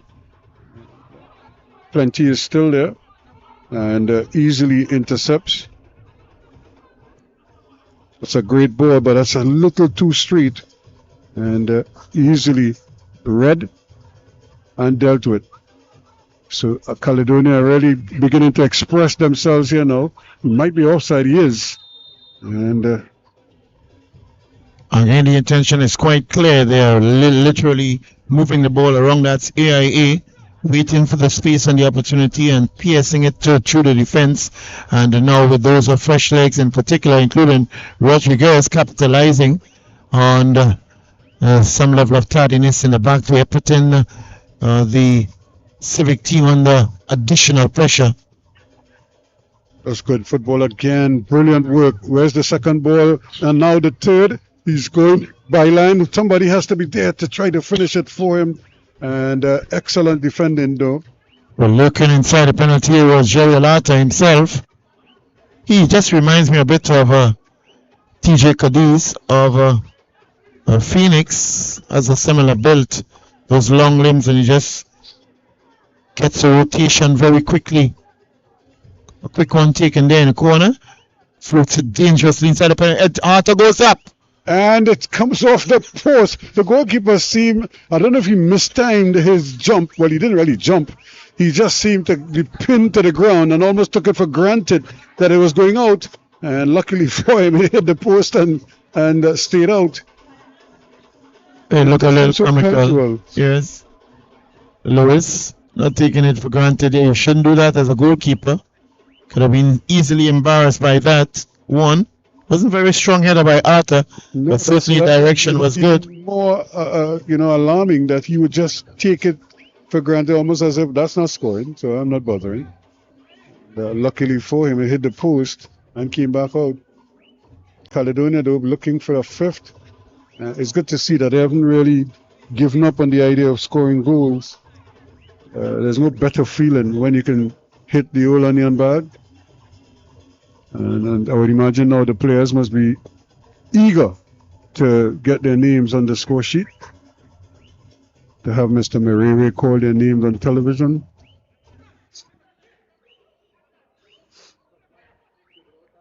This is also good coming in now from Civic, but this is where they run into problems. Where is the final ball?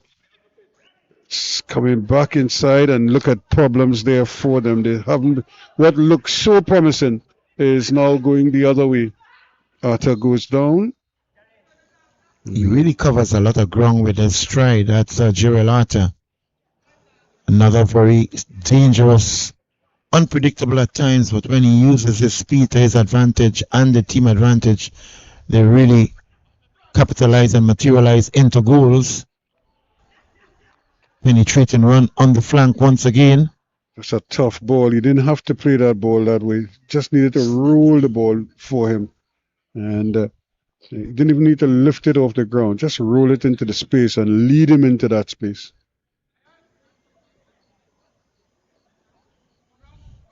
Such a quiet moment right now by both teams. What can Civic do to at least get himself on the score sheet? They may be asking themselves, but they're up against a team that is really running them on all quarters. I think the scoreline has a lot to do with the attitude we're seeing from Civic. It's almost as if, I don't want to say they've given up, but the energy levels are very, very low right now. They're not enthusiastic about, getting on the ball and maybe getting into dangerous positions. But if you're forward, your business is scoring goals. And that's it. Got to be mentally strong at any point in time in the game. Flown by Ramden, headed out there. Takes it down. Brings Rodriguez. Has some space and time now. 1 versus 1. Still in. Gets it across, but good defensive work there. But he's been having a good game all evening now, Williams. And, well, rather at the back there, Cornwall has been having a good game for Civic. But you could see hands on the hip, that's the fatigue. Yeah, the body language is certainly, fatigue. A lot of players in that area now have their hands on their hips for the Civics. It's taking its toll on them right now. And this is the time for Caledonia. Don't be surprised if Caledonia sneak in a couple more. Long through game here. There's a second one. That would have been a great goal. Again, he hasn't been on the field much, but boy, he has a nose for the goal, for the ball, and the goal.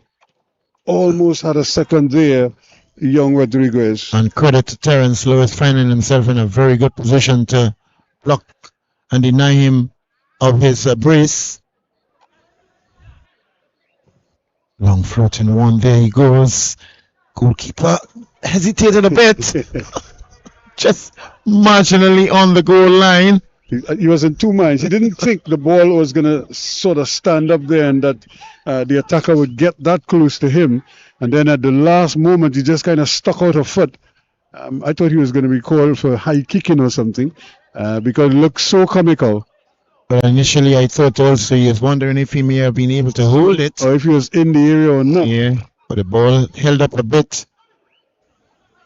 But eventually it resulted into what it is, another attack there, floating dangerously inside the penalty area. Good defensive work there by EA. Still a clean sheet for their team. And their goalkeeper, Isaiah Diaz. Carpet helping out on defense as well. They're all doing their little bit. And that is what good team spirit is all about. Even though he is an attacker, the state of the game, they probably want to keep a clean sheet. That's not a bad ball. And again, they just don't have the numbers in attack. It's just nobody to contest some of these headed balls, these aerial balls. That's a wonderful 1-2. And now, ball press gets it out. Opportunity for Caledonia again to get numbers forward. But easily dealt with. Cornwallis having a very good game. He and his cohorts at the back, they've done a decent job. And that's despite conceding 4 already in this game. What a performance this has been from Caledonia. And I suppose Mr. Moore must be saying, where has this been?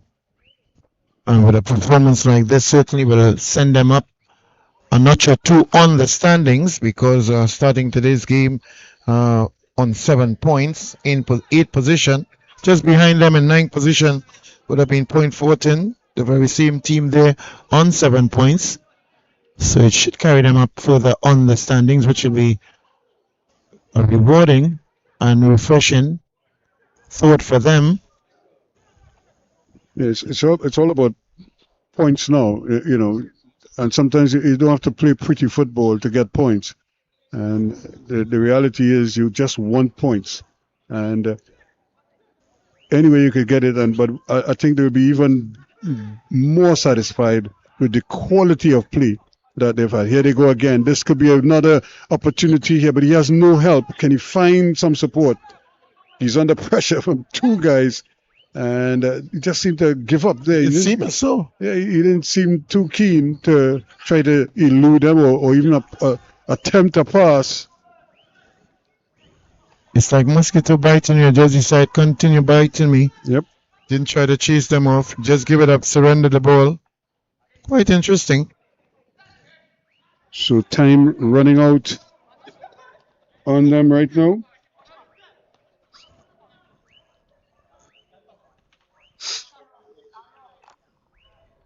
So again, we just have a couple minutes. We're inside the last 4 or 5 minutes of this encounter.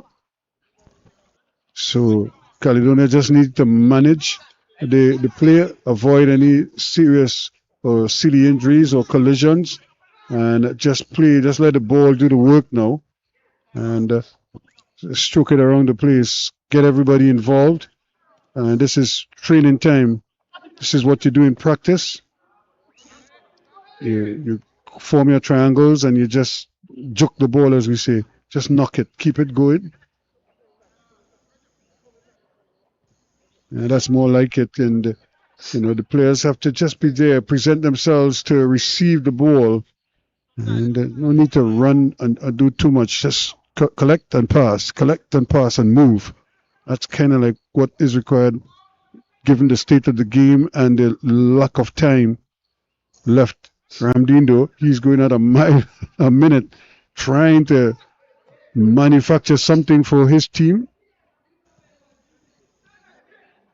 Ball taken down nicely there once again from Vanilla. That's tight. That is dangerous because you're really setting up your teammate there for an injury. And he wisely didn't bother to put his foot in there, or else he might have left it in there. Quickly, Niles plays a good ball, and but it all seemed to die in these areas, and that's more like it. And that's a late challenge there. He went in hard and pressed, and he's going to get a yellow card, no doubt. And certainly, he probably just wanted to stop the play, and because he had done so well, the approach was good interpassing, good combination play, but he just couldn't finish it off with any degree of certainty.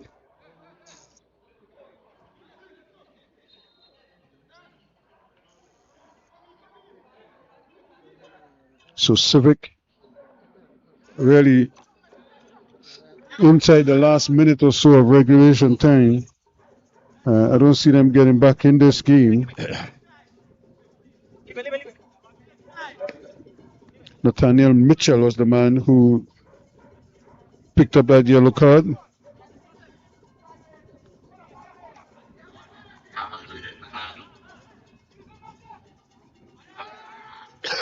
Chance here now, but the goalkeeper again is equal to it. He gives it away though, and that was not a bad attempt because he saw the goalkeeper was out of his ground and opted to try to get it into the goal first time. Still, they have possession, and they're keeping that possession. Caledonia looking, the goalkeeper is coming, and big collision there, but the referee says he's not even going to play too much of added on time, and that is the end of this encounter. A comprehensive victory for Caledonia Mova, 4-0. The final score in this one, Celestin in the 12th and in the 46th minute, and Joel Arthur in the 68th, and another substitute, Ernesto Rodriguez, in the 74th minute, making it 4-0 to give them a good victory here for Caledonia. And again, those points would be greatly appreciated, I would imagine. So it's really congratulations to Jerry Moore and the rest of the staff assigned to the Caledonia Mova outfit, and of course the players for putting on a wonderful display here and getting themselves a big victory down here at Mahaika. So we're just awaiting an exit interview as we call it, because this has been two very interesting games, and this one more so, the home team obviously would be disappointed that they couldn't really fire. They had their moments, but it just couldn't do the business when it mattered most to them, which is to get the ball in the back of the net. Of course, tip your hats to the Caledonia goalkeeper, Isaiah Diaz. He brought off a string of brilliant saves to deny them, especially in the first half. The second half was not as troubling for him. He seemed to really cruise through the second half, but it was in the first half where he was called upon to work his magic, and that he did with some aplomb, and deservedly helped his team to secure a 4-0 victory, and he keeps a clean sheet. So I think it's all smiles for Caledonia as they make their way back up to the north, and the south team, the Point Fortin team, would be bitterly disappointed that they couldn't give their fans something to cheer. Joel Arthur, who scored the third goal but has been a real thorn in the sides of the Point Fortin outfit, is joining Mr. Mareri, and I think they can do that interview now. Let's hear what he has to offer. At the end of this match, 4-0 victors of Caledonia AIA over the home team Point Fortin Civic. Congratulations on your selection as man of the match. How are you feeling about your performance today? I feel very good. The team worked hard, prepared very well. We just came to the team and we execute. So what would you say was responsible for the achievement, that 4-0 victory by Caledonia AIA today? What in particular? It was a team performance, the preparation, how the players was in training, the feeling was plenty joy, plenty happiness. From the time I see that, you're going to complete your country. And with that being said, in the dressing room, what Jerry Moore has spoken to you about? Well, he told us, you have to commit to yourself, you have to play with commitment, always. Win your 1v1 battle. And he was very, very motivated. What are you looking forward next to with your next game? To go for our next MOM, man of the match, or not? Of course. Try to get man of the match every single game. Congratulations, the man Jerry Latta, man of the match, best player in this game against the Civic team in this victory. Well done to you, 4-0 victors. The man Jerry Latta will be out of here for now. Thank you.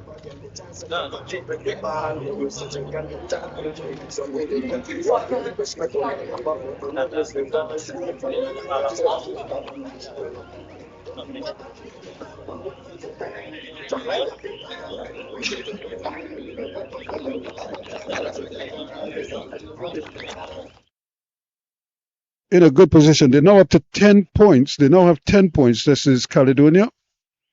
And I'm sure they will relish that opportunity to keep plugging away and try to improve their standings as much as possible. So the standings will look like this. Police FC, from their 9 games, they have 22 points, 2 ahead of the Defensors, who have played 8.